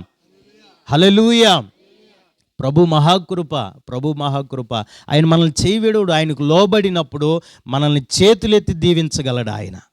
స్తోత్రం. హల్లెలూయా. ఈ రోజున ఇసాక్ గారికి తెలుసు, మా తాతయ్య గారు కానీ, మా కుటుంబం కానీ, మా నాన్నగారు కానీ, అప్పుడు ఆయన చూసిన పరిచర్య వేరు, ఇప్పుడు ఆయన చూస్తున్న పరిచర్య వేరు. ఆయనే సాక్ష్యం. స్తోత్రం చెప్తారా? దేవుడు పరిచర్యను మార్పాడు, ఆయన రూపాంతరం చేసాడు. ఎందుకో తెలుసా? లోబడటంలోనే అసలైన ఆశీర్వాదం దాగి ఉంది. ఆమె 19 ఏళ్ళప్పుడు అండి, లేత వయసులో ఎన్నో ఆశలు ఉంటాయి, చదువుకుని ఏదేదో చేయాలని ఆశలు ఉంటాయి. కానీ ప్రభు మాటకు లోబడినప్పుడు దీవెనకరంగా మార్చాడు ఆయన. దేవునికి స్తోత్రం చెప్తారా? మీకు కూడా నేను అదే చెప్తున్నా. రక్షణ పొందటానికి ఆలస్యం చేయొద్దు. మీ పాపములు ఒప్పుకొనటానికి, ఇతరులను క్షమించటానికి దేవుని మాటను తీసుకుని లోబడి ఆయనకి విధేయులై మీరు నడిచినట్లయితే నా దేవుడు చేతులెత్తి మిమ్మల్ని ఆశీర్వదిస్తాడు. హల్లెలూయా. లోబడటంలోనే అసలైన ఆశీర్వాదం దాగుందండి. చాలామందికి లోబడే స్వభావం.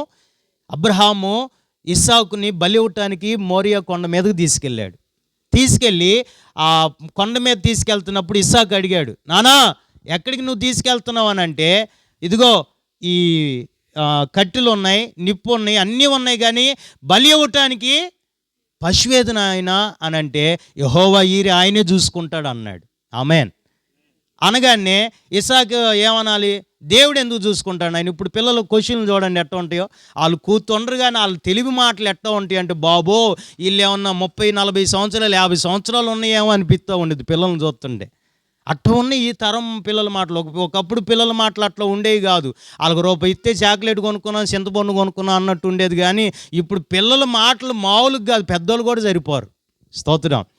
ఇస్సాకు ఏం మాట్లాడాలి, యెహోవా చూసుకుంటాడా? యెహోవా ఈరే, యెహోవా ఈరే, యెహోవా ఈరే అంట నాతో పాటు కొండెక్కాడు. ఎక్కిన తర్వాత అవన్నీ కట్టెలు పేర్చి నిప్పు రెడీగా ఉంది.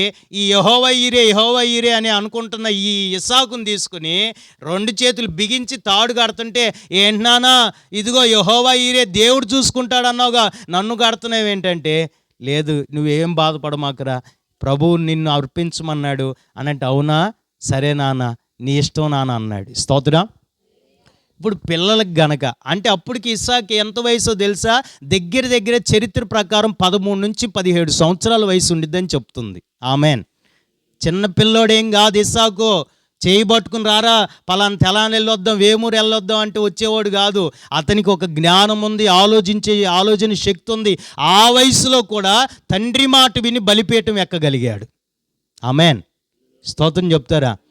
విధేయత చూపించాడు. ఇదిగో ఎందుకు అంతగా విధేయత చూపించాడంటే, అబ్రహాము దేవునికి విధేయత చూపించాడు, ఇస్సాకు అబ్రహాముకు విధేయత చూపించాడు. ఈరోజు చాలామంది చెప్తున్న మాట ఏంటో తెలుసు తల్లిదండ్రులు, మా పిల్లలు మా మాట వింటలేదయ్యా, వాళ్ళని ఎంత ప్రేమగా చదివించామో, ఎంత గారాభంగా చూసుకున్నామో, మా మాట వింటలో వారు అనే మాటలు గుండె పగిలి చచ్చిపోవాలనిపిస్తుంది ఆయన, ఉరేసుకుని చచ్చిపోవాలనిపిస్తుంది ఆయన అంటున్నారు. నేను ఒక మాట చెప్పనా, నీవు దేవునికి లోబడితే ఖచ్చితంగా నీ పిల్లలు నీకు లోబడతారు. ఆమేన్. హల్లెలూయా. నువ్వు దేవునికి లోబడతలా, దేవుని సేవకులకు లోబడతలా, దేవుని వాక్యానికి లోబడతలా, నీ పిల్లలు ఎలా నీకు లోబడతారు? అబ్రహాము దేవునికి లోబడ్డాడండి. నీ స్వజంగానికి కానీ నీ యొక్క తల్లిదండ్రులను లేకపోతే నీ సొంత ప్రాంతాన్ని వదిలిపెట్టి రమ్మంటే వెంటనే బ్యాగ్ సర్దుకుని బయలుదేరి దేవునికి లోబడి వెళ్ళిపోయాడు. ఇస్సాకు కూడా అబ్రహాముకు లోబడ్డాడు. స్తోత్రం. హల్లెలూయా. లోబడిన అబ్రహాముని నా దేవుడు చెయ్యి విడిచిపెట్టలేదండి. విత్తనం వేస్తే 100 అంతల ఫలం. కరువు ప్రాంతంలో కూడా అందరు కరువు అనిపిస్తున్నా సరే, ఇస్సాకు మాత్రం ధాన్యముతో తొలతూగుతూ ఇంటి నిండా సంతోషాలతో ఉన్నాడు. ఎందుకో తెలుసా? లోబడిన వాడిని నా దేవుడు ఆశీర్వదిస్తాడు కాబట్టి. స్తోత్రం చెప్తారా? హల్లెలూయా. లోబడు ప్రియులారా, దేవుని మాటకి సంపూర్ణంగా నువ్వు లోబడుతూ నేర్చుకో. అది చిన్న వాక్యమే అనుకోమాక, లోబడు. సేవకుడి ద్వారా నీతో మాట్లాడుతున్నాడు, లోబడు వెంటనే. ఆమెన్. లోబడు. నా దేవుడు బెతెన్య అనుభవం అనే లోబడే అనుభవంలోనికి నువ్వు వస్తావని చూస్తున్నాడు. అక్కడ దాకా నువ్వు రాగలిగితే చేతులెత్తిన దేవుడు నిన్ను ఆశీర్వదించగలుగుతాడు ఆయన. స్తోత్రం కలుగును గాక. రెండవదిగా బేతనియ అనగా ఏంటో మనం చదువుకుందాం పరిశుద్ధ గ్రంథములో నుంచి. చూడండి, లూకాసు వార్త 10వ అధ్యాయం 38వ వచనం. త్వరగా 10:32, 38.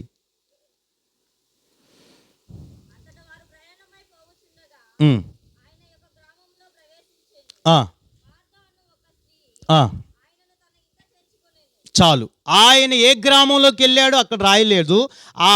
ఆ మార్త మరియా లాజరు ఉన్న గ్రామం ఏంటో బైబిల్ చెప్తుంది. యోహాను సువార్త 11వ అధ్యాయం 1వ వచనం.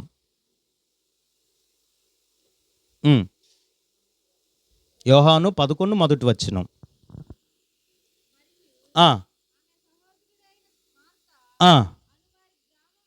గ్రామమైన బెతేన్యాలో. చాలు. ఇప్పుడు ఈ మార్తా మరియా లాజరు ఏ గ్రామం వాళ్ళు? వాక్యం చెప్తుందిగా వాళ్ళు ఆ గ్రామానికి చెందిన వాళ్ళని. ఇప్పుడు ఆ గ్రామంలోనికి ప్రభు వెళ్ళాడంట. స్తోత్రం చెప్పండి. హల్లెలూయా చెప్పండి. నిద్రపోయే వాళ్ళు చెప్పండి. ఉంటారు, ఖచ్చితంగా ఉంటారు. స్తోత్రం. హల్లెలూయా చెప్పండి. ఆలోచించి చెప్పండి. స్తోత్రం కలుగును గాక. చెప్దాం హల్లెలూయా. ప్రియదేవుని బిడ్డలారా, ఈ బేతనియలో ఎవరున్నారంటే లాజరు, మార్తా, మరియా. దేవుడు అధికంగా ప్రేమించిన కుటుంబం. ఆమెన్. మీరు కూడా ఇదే ఆశపడండి, ప్రభువు నన్ను అత్యధికంగా ప్రేమించే కుటుంబంగా మా కుటుంబం ఉండాలని కోరుకోండి. ఆమెన్. ఈ గ్రామంలో ఎన్నో కుటుంబాలు ఉండొచ్చు, ఈ సంఘంలో ఎన్నో కుటుంబాలు ఉండొచ్చు. నిన్ను అధికంగా ప్రేమించే కుటుంబంగా నువ్వు మారాలా. ఆమెన్ అంటలా. ఏంద్రా నాయన అసలు ఆశకోలేదు మీకు. స్తోత్రం చెబుతారా? తొందరగా వదిలేస్తే నాయన అంత పప్పుచారు వేసుకుని తిని వెళ్ళిపోతాం నాయన అన్నట్టు చూస్తున్నారు. స్తోత్రం చెప్పండి. హల్లెలూయా చెప్పండి. హల్లెలూయా. ఇక్కడ ఈ బేతనియాలో మార్తా మరియా లాజరు ఉన్నారు. అక్కడ ఆయన వెళ్ళినప్పుడు అక్కడ జరిగిన సందర్భం మనం చాలాసార్లు వినుంటాం. అక్కడ ప్రభు వెళ్ళినప్పుడు మార్త ఏమో విస్తారమైన పనులు పెట్టుకుంది, మరి ఏమో ప్రభు పాదాల దగ్గర కూర్చుంది. స్తోత్రం చెప్తారా? ఇప్పుడు విస్తారమైన పనులు. ఇప్పుడు చాలామంది మీ ఇంటికి ఫిలిప్ గారిని ఎప్పుడైనా కూటమి పిలుచుకున్నప్పుడు మీరు ఆయన వచ్చేదాకా అక్కడే పనులు చేసుకుంటూ కూర్చుంటారా? అన్నా కానీ కొంతమంది అట్టానే ఉంటారు. పాస్టర్ గారు వచ్చేదాకా అయ్యగారండి ఏం కావలేదు, కాసేపు కూర్చొని బట్టలు ఉతికేసే ఇదిగో కొద్దిగా అప్పుడు వస్తాం. అసలు అట్లా ఉండకూడదు. సేవకుడిని ఈరోజు ఇంటికి పిలుచుకున్నాను, కూటమి పెట్టుకుంటున్నానంటే ముందే సిద్ధపడి నువ్వు నీ కుటుంబం అక్కడ కూర్చోవాలి. ఆమేన్. సేవకుడు వచ్చినాక కాదండి కంగారు పడేది, సేవకుడు రాకమునిపే సిద్ధపాటు ఉండాలి. హల్లెలూయా చెప్తారా? మాకు తుమ్మల్లో కూడా ఒక పరిచర్య ఉంది. అక్కడ ఒక రోజు నేను ఉపవాస ప్రార్థన, నేను నాతో పాటు తమ్ముడు ఇంకొకరు 2-3 వెళ్తే ఉపవాస ప్రార్థన అని చెప్పి వాళ్ళు ఉపవాస ప్రార్థనలో ఉందామె. ప్రార్థనలో ఉండి వెంటనే ప్రార్థన చేస్తుంది. యేసయ్య స్తోత్రం నాయన హల్లెలూయా అని ప్రార్థన చేస్తుంటే చేత మధ్యలో అమ్మాయి ఆ కుక్కరు అరుతుంది అని ఆపే అంటుంది. నాకు ఈ ప్రార్థనలో మరి ఈ కుక్కర ఏడొచ్చింది నాయన అనిపించింది. అంటే ఇప్పుడు మనిషి ప్రార్థన మీద లేదు, మనసు అంతా ఏడుంది, పనుల మీద ఉంది. స్తోత్రం చెబుతారా? ఆదివారం వచ్చేటప్పుడు పనుల మీద కాదు ఉండాల్సిన మనసు, మందిరం మీద ఉండాలా. మందిరంలోకి వచ్చి మనుషులంతా అక్కడే ఉంటారు కానీ మనసులో ఆడుండవు. అమెరికా అన్నీ తిరిగి వస్తూ ఉంటాయి. ఇక మనిషి ఏడే కూర్చుంటారు. ఇక్కడ కూడా కొంతమంది కూర్చున్నారా, ఇప్పుడు ఇంటి దగ్గర తిరిగేస్తూ ఉంటాయి. కుక్క వెళ్ళిందా, కోడి వెళ్ళిందా, మా ఆయన వచ్చాడా, నన్ను అంతాడా, అసలు ఏమంటాడు అని ఆలోచనలు ఉంటూ ఉంటాయి. స్తోత్రం. మనిషి ఎక్కడే ఉండాలి, మనసు కూడా సంచారం చేసి రాకూడదు. హల్లెలూయా. ఈ మరియా మనిషి అక్కడే ఉంది, మనసు కూడా ప్రభు పాదాల దగ్గర ఉంది. మార్త మాత్రం విస్తారమైన పనులు పెట్టుకుని అంటుంది, యేసు ప్రభువా నీకన్నా జాలి లేదా? నేను ఎంత కష్టపడుతున్నా, నాకు 2 చేతులే, నాకేమన్నా 6 చేతులు ఉన్నాయా? ఇదిగో ఆ మరియను అక్కడ కూర్చోబెట్టుకోకపోతే నాకు హెల్పర్గా కాస్త సహాయం చేయటానికి మా సహోదరిని పంపొచ్చుగా అని అంటే ప్రభు ఏమన్నాడంటే, నా తెల్లే నువ్వు అన్నట్టు పంపిస్తాను అన్నాడా? ఏమన్నాడు? మా మార్తా నీ విస్తారమైన పనులు పెట్టుకుని ఈ మరి అయితే నా పాదముల దగ్గర ఉత్తమమైన దాన్ని ఎంచుకుంది. స్తోత్రం. హల్లెలూయా. రానున్న దినాల్లో ఆ కుటుంబంలో మరణ వార్త వచ్చినా, మరణమై శోకసంద్రంలో ఆ కుటుంబం మిగిలిపోయినా, నా దేవుడు ఆ మరణం అనే వార్తను కొట్టివేసి మరణాన్ని నిరర్ధకం చేసి ఆ కుటుంబంలో సంతోషం ఉండేటట్లుగా చేతులెత్తి ఆశీర్వదించాడు. ఆమేన్. నీ కుటుంబంలో మరణకరమైన పరిస్థితులు ఏలుబడి చేస్తున్నాయేమో, నా దేవుని పాదాల దగ్గర నువ్వు కూర్చుని అనుభవం కలిగి ఉంటే చేతులెత్తి ఆ మరణాన్ని కూడా ఆశీర్వాదంగా మార్చగలడు ఆయన. స్తోత్రం చెప్పండి బిగ్గరగా. అయితే ఆ మరణాన్ని కూడా ఆశీర్వాదంగా నువ్వు పొందుకోవాలంటే బెతెన్యా అనే 2వ అనుభవం, ఆయన పాదాల దగ్గర కూర్చున్న అనుభవం ఉండాలి. స్తోత్రం. ఇప్పుడు మీరు పాదాల దగ్గర కూర్చున్నారు, యేసయ్య పాదాల దగ్గర. స్తోత్రం. ఇక్కడే కాదండి, ప్రతిరోజు ఉదయాన్నే దేవుని పాదాల దగ్గర కూర్చునే అనుభవం మీకు రావాలి. వారంలో మీ కుటుంబం గురించి ఉపవాసం ఉండి దేవుని పాదాల దగ్గర దేవుని సన్నిధిలో కూర్చునే అనుభవం రావాలి. ఆమేన్. స్తోత్రం చెప్పండి. హల్లెలూయా చెప్పండి. హల్లెలూయా. యేసయ్య పాదాల దగ్గర ఎవరైతే కూర్చోగలుగుతారో, ఆ పాదాల దగ్గర కూర్చుని అనుభవం ఎవరికి వచ్చిద్దో వాళ్ళని నా ప్రభువు ఆశీర్వదిస్తాడు. మరణాన్ని కూడా నిరర్ధకం చేసి మరణకరమైన మృతుతుల్యమైన పరిస్థితులను కూడా ఆయన కొట్టివేసి ఆశీర్వాదకరమైన పరిస్థితులు ఆ కుటుంబంలో, ఆ జీవితంలో, ఆ సంఘంలో నిలబెడతాడు ఆయన. ఈరోజు చాలామంది సో బిజీ అయిపోయారు. ఏందమ్మా ప్రార్థన చేసుకున్నా అంటే అసలు ఖాళీ లేదు పాస్టర్ గారు, అంట్లు కడుక్కున్నాను, బట్టలు ఉతుకున్నాను, ఇల్లు తుడుచుకున్నాను, పొలం పనులు, అసలు ఖాళీ లేదండి. మన వాళ్ళకి ఖాళీ ఎప్పుడు వచ్చిందో తెలుసా? ఏదన్నా ప్రభు జ్వరం రప్పించి చేతులు కాళ్ళు మొత్తం చచ్చుబడిపోయి మంచం మీద పనుకుని మూలుగుతాం, అమ్మ ఫిలిప్ పాస్టర్ గారిని పిలవండి, జ్వరం వచ్చి 3 రోజులు పడిపోయా. స్తోత్రం. మనకి సమయం ఉన్నప్పుడే సమయాన్ని సద్వినియోగం చేసుకోవాలా. ఆమేన్. స్తోత్రం చెప్పండి. హల్లెలూయా. యేసయ్య పాదాల దగ్గర కూర్చుండానికి ఈరోజు చాలామందికి సమయం లేదండి. ఫోన్ల ముందు కూర్చుండానికి సమయం ఉంది, టీవీల ముందు కూర్చుండానికి సమయం ఉంది, ఆ అరుగు మీద ఈ అరుగు మీద ఆమెతో కూర్చుని ముచ్చట్లు చెప్పడానికి. కొంతమంది నేను చూస్తా ప్రార్థనకి పొద్దున్నే 10ంటికి పోతే సాయంత్రం 5ంటికి వచ్చేదాకా అక్కడే కూర్చుంటారు. ఏడా? ఆ అరుగు మీదే. ఎందుకు? ముసలమ్మ ముచ్చట్లో. ఆ ఇంట్లో ఏమైంది, ఈ ఇంట్లో ఏమైంది, ఆడేమయ్యాడు, ఈడేమయ్యాడు. స్తోత్రం చెప్తారా? ఇంకా మీకు తెలియదేమో, మా గ్రామంలో అయితే, మీ గ్రామంలో ఎలా ఉందో తెలియదు, కానీ నేను ఇలాంటి కూటం ముగించుకుని 1-2 వెళ్తుంటే నడి రోడ్డు మీద వాళ్ళ తాత ముత్తాతలు ఏమైనా రోడ్డు ఆస్తికి రాసి ఇచ్చారేమో, కానీ ఆడే కూర్చుంటారు ఒక 5-6 అక్కలు కూర్చుని, ఇక పచ్చీసులు ఆడుతూ కూర్చుంటారనమాట. ఇక అల్లులు చెబుతారా, కారు ఆరును కొడుతున్నా కానీ లేవరు, వాళ్ళ తాతలు రాసి ఇచ్చారేమో రోడ్డు, ఏమన్నా ఎంత ఆరును కొట్టినా వచ్చాడు ఇప్పుడు ఈ టైంలో వచ్చారు అనుకుంటారు వాళ్ళు. స్తోత్రం చెప్పండి. హల్లెలూయా.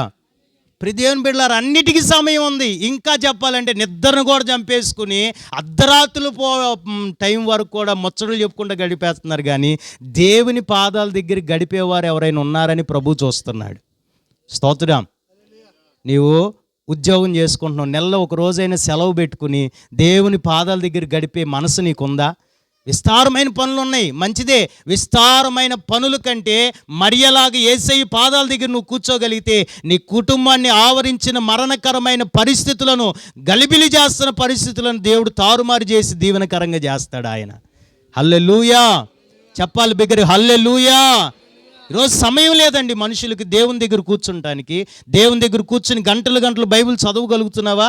దేవుని దగ్గర కూర్చుని ప్రార్థన చేయగలుగుతున్నావా?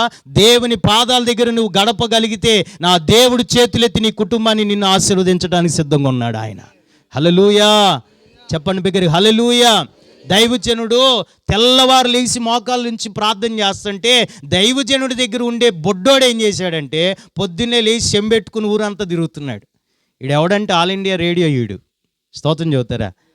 అయ్యగారి దగ్గర ఉంటాడు కానీ ప్రార్థన నేర్చుకోవడం, అయ్యగారి దగ్గర ఉంటాడు కానీ వాక్యం నేర్చుకోవడం. ఏంటంటే ఆ ఇంట్లో ఏముంది, ఈ ఇంట్లో ఏముంది అన్నీ తెలుసుకుంటూ ఉంటాడు. ఈ అయ్యగారు పొద్దునే లేవగానే వాళ్ళ ఇంట్లో ఏం జరిగింది, వీళ్ళ ఇంట్లో ఏం జరిగిందని తెలుసుకోకపోతే ఈయనకి 1-2 రాదు.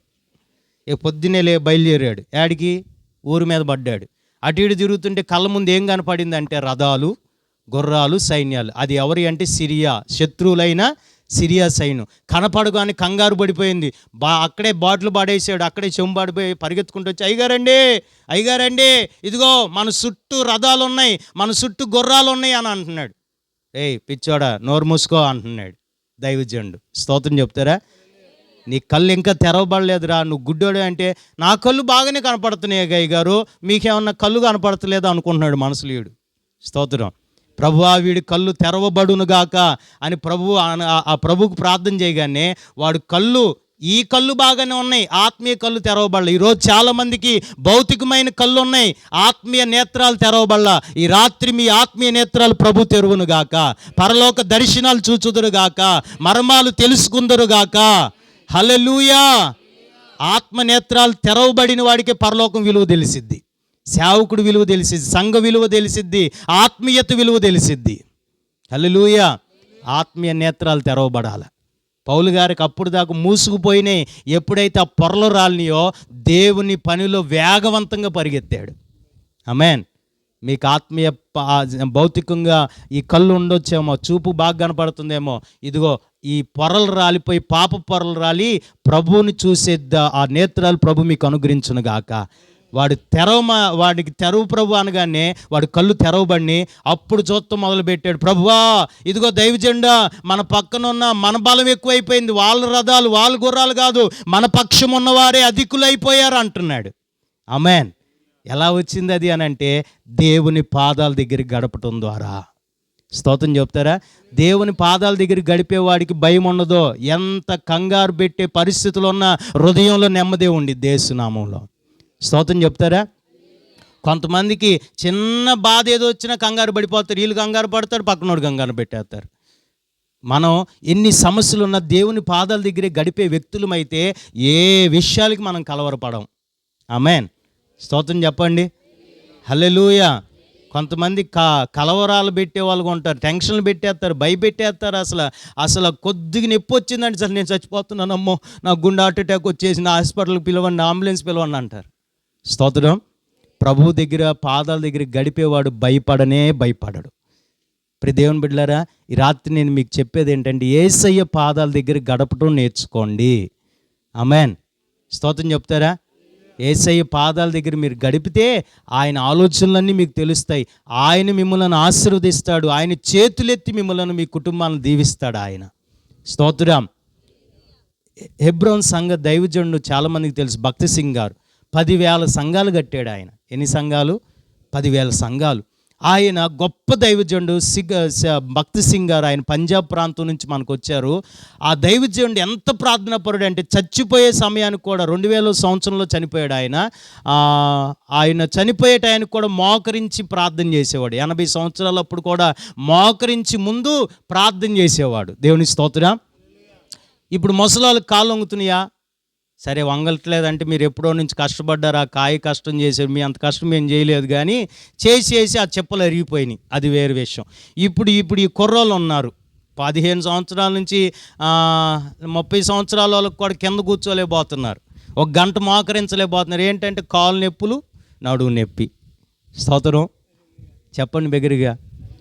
మా సన్నిధిలో తుమ్మల్లో మహాలక్ష్మి అమ్మ, తేజ వాళ్ళ సిస్టర్ వాళ్ళ మా అమ్మగారు, ఆమె చనిపోయేదాకా మందిరంలో ముందు ఏం చేసేదంటే, అక్కడే మందిరం దగ్గర ఉండేది, మందిరంలోకి వెళ్ళి ముందు బలిపీఠం దగ్గర మోకరించి ప్రార్థన చేసుకుని అప్పుడు వెళ్ళి కుర్చీలో కూర్చుని అప్పుడు కుటుంబాల గురించి ప్రార్థన చేస్తూ ఉండేది రోజు. స్తోత్రం. సంఘాల గురించి ప్రార్థన చేస్తూ ఉండే. నేను చెప్పనా, వాళ్ళ కుటుంబాలు దీవించబడటానికి కారణం ఆ తల్లి ప్రార్థన. స్తోత్రం. వాళ్ళ ప్రార్థన ఉంది కాదని నేను అంటలా, ఈ పెద్దల ప్రార్థన ఆ బిడ్డల మీద పనిచేస్తూ వచ్చింది. దేవునికి స్తుతి కలుగును గాక. చెప్పాలి బిగ్గరగా హల్లెలూయా. పెద్దలారు మీకు చేతులు జోడించి చెప్తున్నా, మీ పిల్లలకు ఆస్తులు ఇవ్వకపోయినా పర్వాలేదు, కానీ ప్రార్థన అనే ఆశీర్వాదం మీరు అందించండి. ఆమేన్. చెప్పండి బిగ్గరగా. ఆస్తులు ఇవ్వకపోయినా పర్వాలా, ప్రార్థన చేయండి. ఆ పిల్లల గురించి రోజు ప్రార్థన చేయండి. ప్రభువా, నా బిడ్డలను దీవించు నాయన, నా కుటుంబాలను దీవించు నాయన అని ప్రార్థన చేసి దీవించండి. ఖచ్చితంగా ఆ ప్రార్థన వారి మీద పనిచేసిద్ది. Praise the lord. చెప్పండి బిగ్గరగా. రోజు పిల్లల కొరకు ప్రార్థన చేస్తున్నారా? గ్రంథంలో ఉందిగా, వారు రేయి మొదటి జామున వెళ్ళి వారి మీద చేతులుంచి నీళ్లు కుమ్మరించినట్లుగా నీ హృదయాన్ని కుమ్మరిస్తూ వాళ్ళ మీద చేతులుంచి ప్రార్థన చేయాలి నీ పిల్లల కొరకు. ఆమేన్. స్తోత్రం చెప్తారా? హల్లెలూయా. ఈ రోజున సేవకుడిగా నేను బయట వాడబడుతున్నానంటే నేను పెద్ద నీతిమంతుడని నేను అనుకోను. మా తల్లిదండ్రులు ప్రార్థన, పితరులు ప్రార్థన. ఆమేన్. స్తోత్రం చెప్తారా? నేను చాలా నిందలు తెస్తున్నానని మా నాన్న అన్నం నీళ్ళు లేకుండా 3 రోజులు నా కొరకే ఉపవాసం ఉండి ప్రార్థన చేశారు.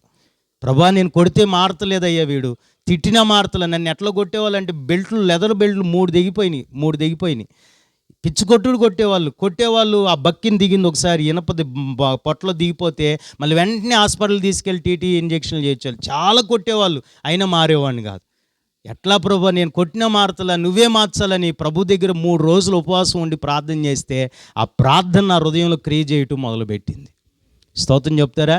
నీ భర్త మారతలేదా? నువ్వెంత చెప్పినా తాగుతూనే వస్తున్నాడా? నీ కుటుంబంలో ఆ గొడవలు, ఆ సమాధానంగా ఉంటుందా? నువ్వు చేయవలసిన పని ఒకటే, దేవుని పాదాల దగ్గర కూర్చుంటూ నేర్చుకో. ఆమేన్. ఏం చేయొద్దు, పనులన్నీ ముగిచేసుకో, పెందలాడి ముగిచేసుకో, ప్రార్థన చేయటం మొదలుపెట్టి ఖచ్చితంగా నా ప్రభు నీ కుటుంబంలో నీ భర్తను మార్చగలడు ఆయన. ఆ త్రాగుడి మీద అసహ్యం పుట్టించగలడు నా ప్రభు ఆయన. హల్లెలూయా. తుమ్మల గ్రామంలో గాదివారిపాలెంలో ఒక కుటుంబం ఉంది. ఆమె పేరు లక్ష్మి ఏదో ఉంది. ఆమె వాళ్ళ అబ్బాయికి బాగోపోతే ఆమెను ఏదో గ్రామానికి ఇచ్చి వివాహం చేశారు. అయితే వాళ్ళ అబ్బాయి చిన్నప్పుడు 4 సంవత్సరాల దాకా బాగున్నాడు. 4 సంవత్సరాల నుంచి ఆ చేతులు కాళ్ళు పడిపోయినాయి. ఎక్కడెక్కడో తిరిగింది, కానీ ఎవరు చెప్పారంట, ఉప్పుల్లో ఉపవాస ప్రార్థన జరుగుతుంది, అక్కడికి వెళ్ళంటే 10 రోజులు వచ్చింది, స్వస్థత కొరకు వచ్చింది. కానీ రోజు ప్రతి ఆదివారం హైదరాబాద్ నుంచి తెనాలి దాకా వచ్చేది, కానీ మన దగ్గరికి 12 రోజులు ఉంది, స్వస్థత అయితే జరగల. స్తోత్రం చెప్తారా? ఆమె తెలుసుకుంది ఏంటంటే, ముందు నా బిడ్డ స్వస్థత కాదు, నేను నా పాపము నుంచి విముక్తి పొంది నేను రక్షణ పొందాలని అప్పుడప్పుడు బాప్తీసం పొందింది. అన్యుల్లో నుంచి, కాపుల్లో నుంచి ప్రభులోకి వచ్చింది ఆమె. స్తోత్రం. వచ్చింది. ఇప్పటికీ సాక్ష్యం చెప్తా, వాళ్ళ భర్త, నువ్వు బాప్తీసం తీసుకున్నావని నేను నిన్ను వదిలేస్తాననే దాకా వచ్చాడు. స్తోత్రం. అయినా ఆమె ఒకటే మొండి పట్టుబట్టి, నా భర్త మారేంత వరకు ఎప్పుడు మారుతాడు అప్పుడు దాకా నేను ఉదయం టిఫిన్ చేయకుండా పిల్లల్ని స్కూల్కి పంపించి, ఒక కుమార్తె ఉంది, ఒక కుమారుడు చనిపోయాడు. ఆ కుమారుడు మారేదాకా నేను ఉపవాసం ఉండి ప్రార్థన చేస్తానని మధ్యాహ్నం 2 దాకా పనులన్నీ చేసుకుని ఇంట్లోని ఉపవాసం ఉండి ప్రార్థన చేసుకునేది. ఇప్పుడు ఏ భర్త అయితే వ్యతిరేకంగా తిరిగి ఉన్నాడో ఆ భర్త ఇప్పుడు ఆమెతో పాటు 70 కిలోమీటర్ల దూరంలో ఉన్న మందిరానికి తీసుకెళ్తున్నాడు ఆయనే. ఆయన వెళ్ళి కూర్చుంటున్నాడు. ఒకప్పుడు నిన్ను చంపేస్తా, నిన్ను వదిలేస్తాను అన్నవాడు ఆమెతో పాటు కూర్చుంటున్నాడంటే ఆమె దేవుని దగ్గర కూర్చుంది. దేవుడు ఆయన మనసును మార్చాడు. హల్లెలూయా. ప్రార్థన ప్రతి పరిస్థితులను మార్చగలిగిద్ది. స్తోత్రం చెప్తారా? దేవుడు మనకిచ్చిన ఆయుధం ఏంటో కాదు, ప్రార్థన, ప్రార్థన, ప్రార్థన. ఆమేన్. నీ నీ క్లిష్ట పరిస్థితులు వాళ్ళకి చెప్పుకునే దానికన్నా నాకు కూడా చెప్పొద్దు, లేకపోతే పాస్టర్లకు కూడా చెప్పొద్దు. పాస్టర్లకు కాదు, నువ్వు చెప్పుకోవాల్సింది యేసయ్య దగ్గర కూర్చుని ఆయన దగ్గర నువ్వు విన్నపించుకో. ఖచ్చితంగా దేవుడు కృపణిస్తాడు. నాకు ఇచ్చిన సమయం అయిపోయింది, అయిపోవచ్చింది. ఒక్క 2 నిమిషాలు ఇంకొక మాట లేదా ఇంకొక మాట చూపించి నేను ముగిస్తూ. 1 బేతని అనగా లోబడుట, 2 బేతని అనగా దేవుని పాదాల దగ్గర కూర్చుంటా. ఈ భక్త్ సింగ్ గారు కూర్చుని వేల సంఘాలు కట్టారు. ఎవరు అడిగితే ఎలా కట్టగలిగావయ్యా, మేము ఇన్నాళ్ళు సేవ చేస్తున్నాం కట్టలేకపోతున్నాం అంటే రూమ్లోకి తీసుకెళ్ళి చూపిస్తే 2 గుంటలు ఉన్నాయి. ఏంటి నాయన ఈ గుంటలు చూపిస్తున్నావు అంటే, నేను మోకరించి ఏసి చేసిన ప్రార్థనలే ఆ గుంటలు అన్నాడు. ఈ గుంటలే నా సేవకు దీవెన అన్నాడు. ఆమేన్. హల్లెలూయా. సేవకుల్లో ప్రార్థన తగ్గిపోకూడదు, విశ్వాసలో ప్రార్థన తగ్గిపోకూడదు, నీ కుటుంబంలో ప్రార్థన తగ్గిపోకూడదు.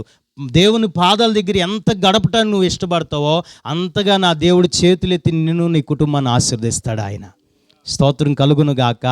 హల్లెలూయా. 3వది మాట చూపించి నేను ముందుకు వెళ్తాను, సమయము అయిపోయింది. పరిశుద్ధ గ్రంథములో నుంచి లూకా సువార్త, యోహాను సువార్త 1వ అధ్యాయం 25వ వచనం. త్వరగా ముగింపుకు వచ్చేస్తున్నాను. యోహాను సువార్త 1వ అధ్యాయం 25వ వచనం. వారు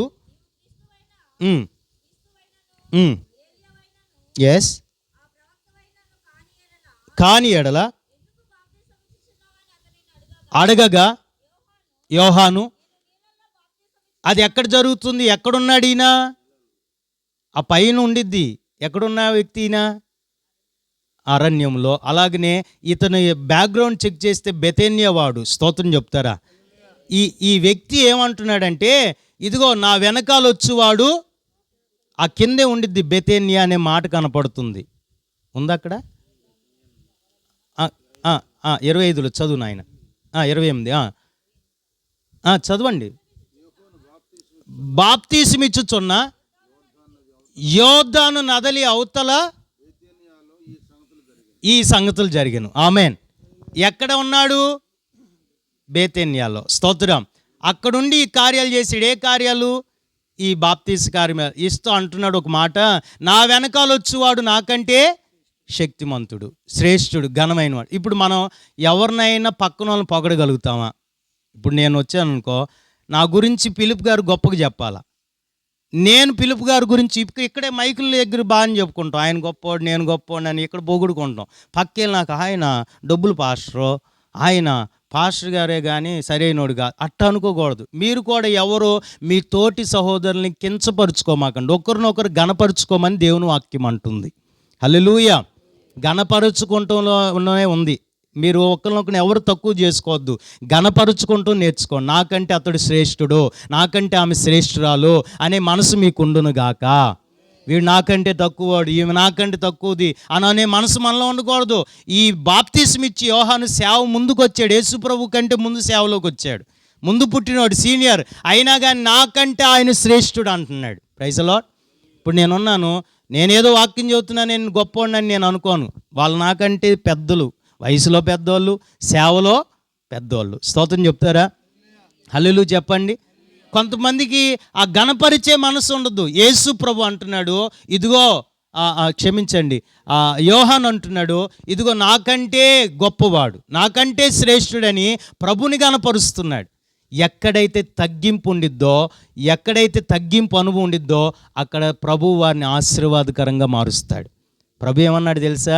ఇదిగో తల్లి గర్భం ద్వారా పుట్టిన వారిలో యోహాను లాంటి వాడు ఎవడు పుట్టలేదు, ఇక పుట్టడు కూడా అన్నాడు. Praise the lord. హల్లెలూయా.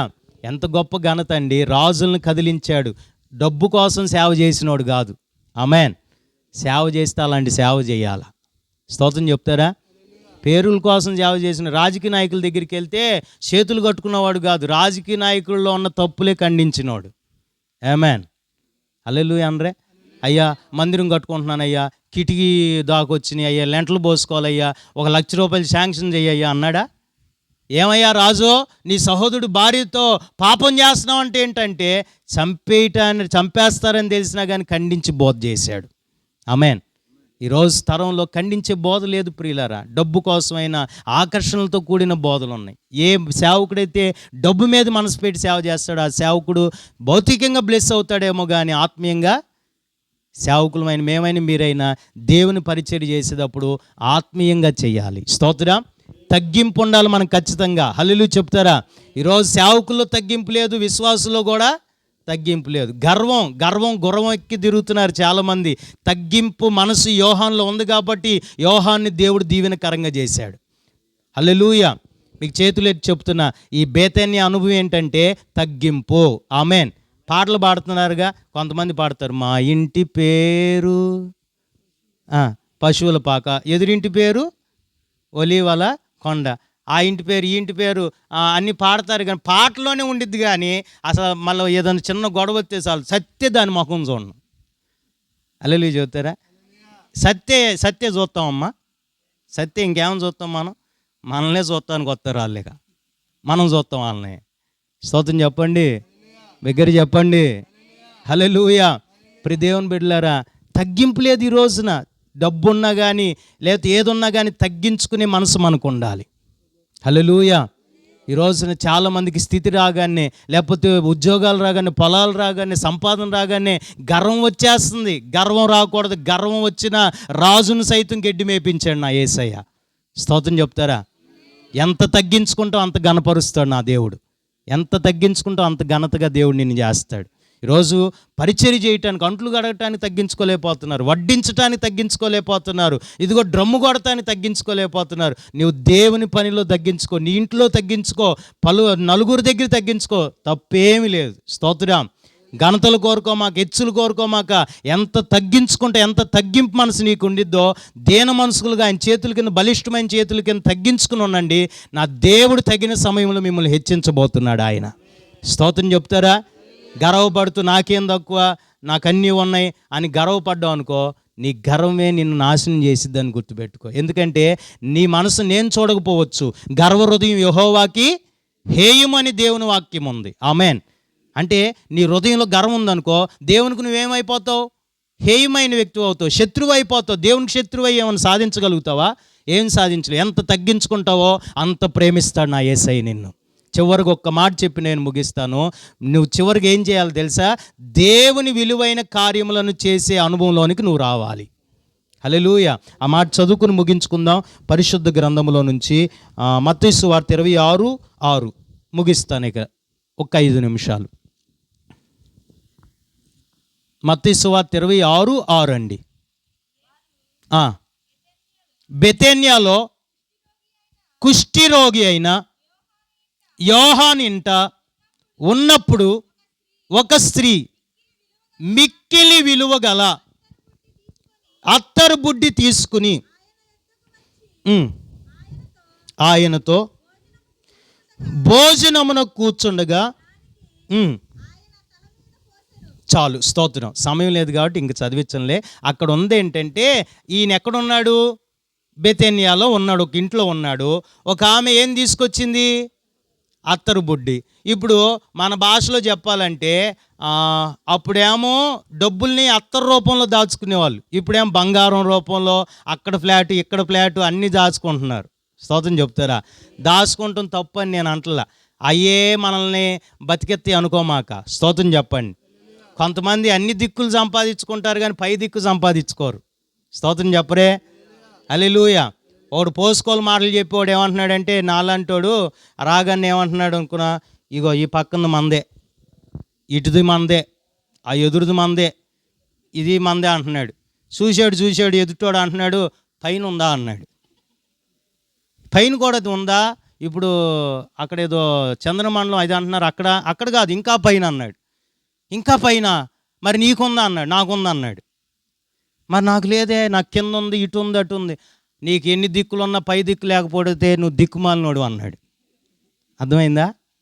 మనకి ఎన్ని దిక్కులు భూమి మీద ఉన్నా పైన ఒక దిక్కున పరలోకంలో మనకు స్థానం లేకపోతే దిక్కుమాలినోళ్ళం మనం. హల్లెలూయా. ఈ దిక్కుంది ఆ దిక్కుంది అని గొప్పగా చెప్పుకోమాక, పై దిక్కున నీకంటూ ఒక స్థలం ఉందా లేదా అది గుర్తుపెట్టుకో. హల్లెలూయా చెప్పండి, హల్లెలూయా.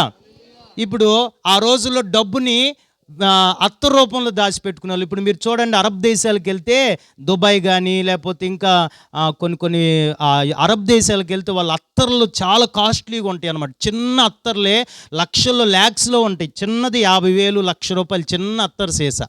స్తోత్రం చెబుతారు. మన భాషలో పెర్ఫ్యూమో లేకపోతే ఇంకా చెప్పుకుంటూ ఉంటాం. అయితే అత్తర్ని దాచిపెట్టుకునే వాళ్ళు. చాలా విలువైంది, చాలా విలువైన అత్తర. అది విలువైంది కాబట్టే ఆ శిష్యులు ఏమంటున్నారంటే, అది పగలగొట్టి అక్కడ పోయిపోతే యేసయ్య పాదాల మీద అమ్మి బేదలకు ఇస్తే వాళ్ళు బతికేవాళ్ళు కదా, తినేవాళ్ళు కదా. అంటే ప్రభువు చూసి వాళ్ళు తిడుతుంటే తిట్టండి అని అంటలా. ఆమె నా కొరకు విలువైన కార్యం చేసిందని ఉండిద్ది అక్కడ. ఆ మాట ఒక్కటి చదవండి చాలు, ముగిద్దాం. ప్రభు ఇచ్చిన రిప్లై, ఈమె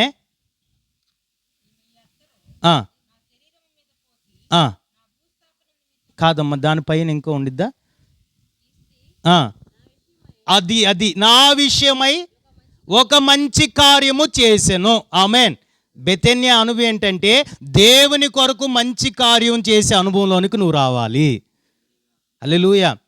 పౌలు గారు అంటాడు, అందరూ తన సొంత కార్యాలు చూసుకుంటున్నారు కానీ దేవుని కార్యాలు ఎవరో చూడట్లా. స్తోత్రం.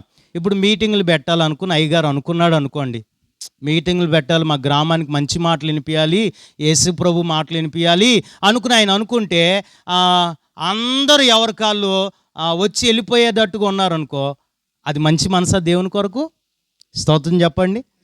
ఈ స్త్రీ అంట నా కొరకు ఒక మంచి పనిని పూనుకుంది. ఆమేన్. మీరందరూ కూడా దేవుని కొరకు మంచి పని పూనుకునేవారు గుందురుగాక. చెప్పాలి, హల్లెలూయా. చాలామందికి ఈ రోజున దేవుని పనులు పట్టించుకుంటున్నా.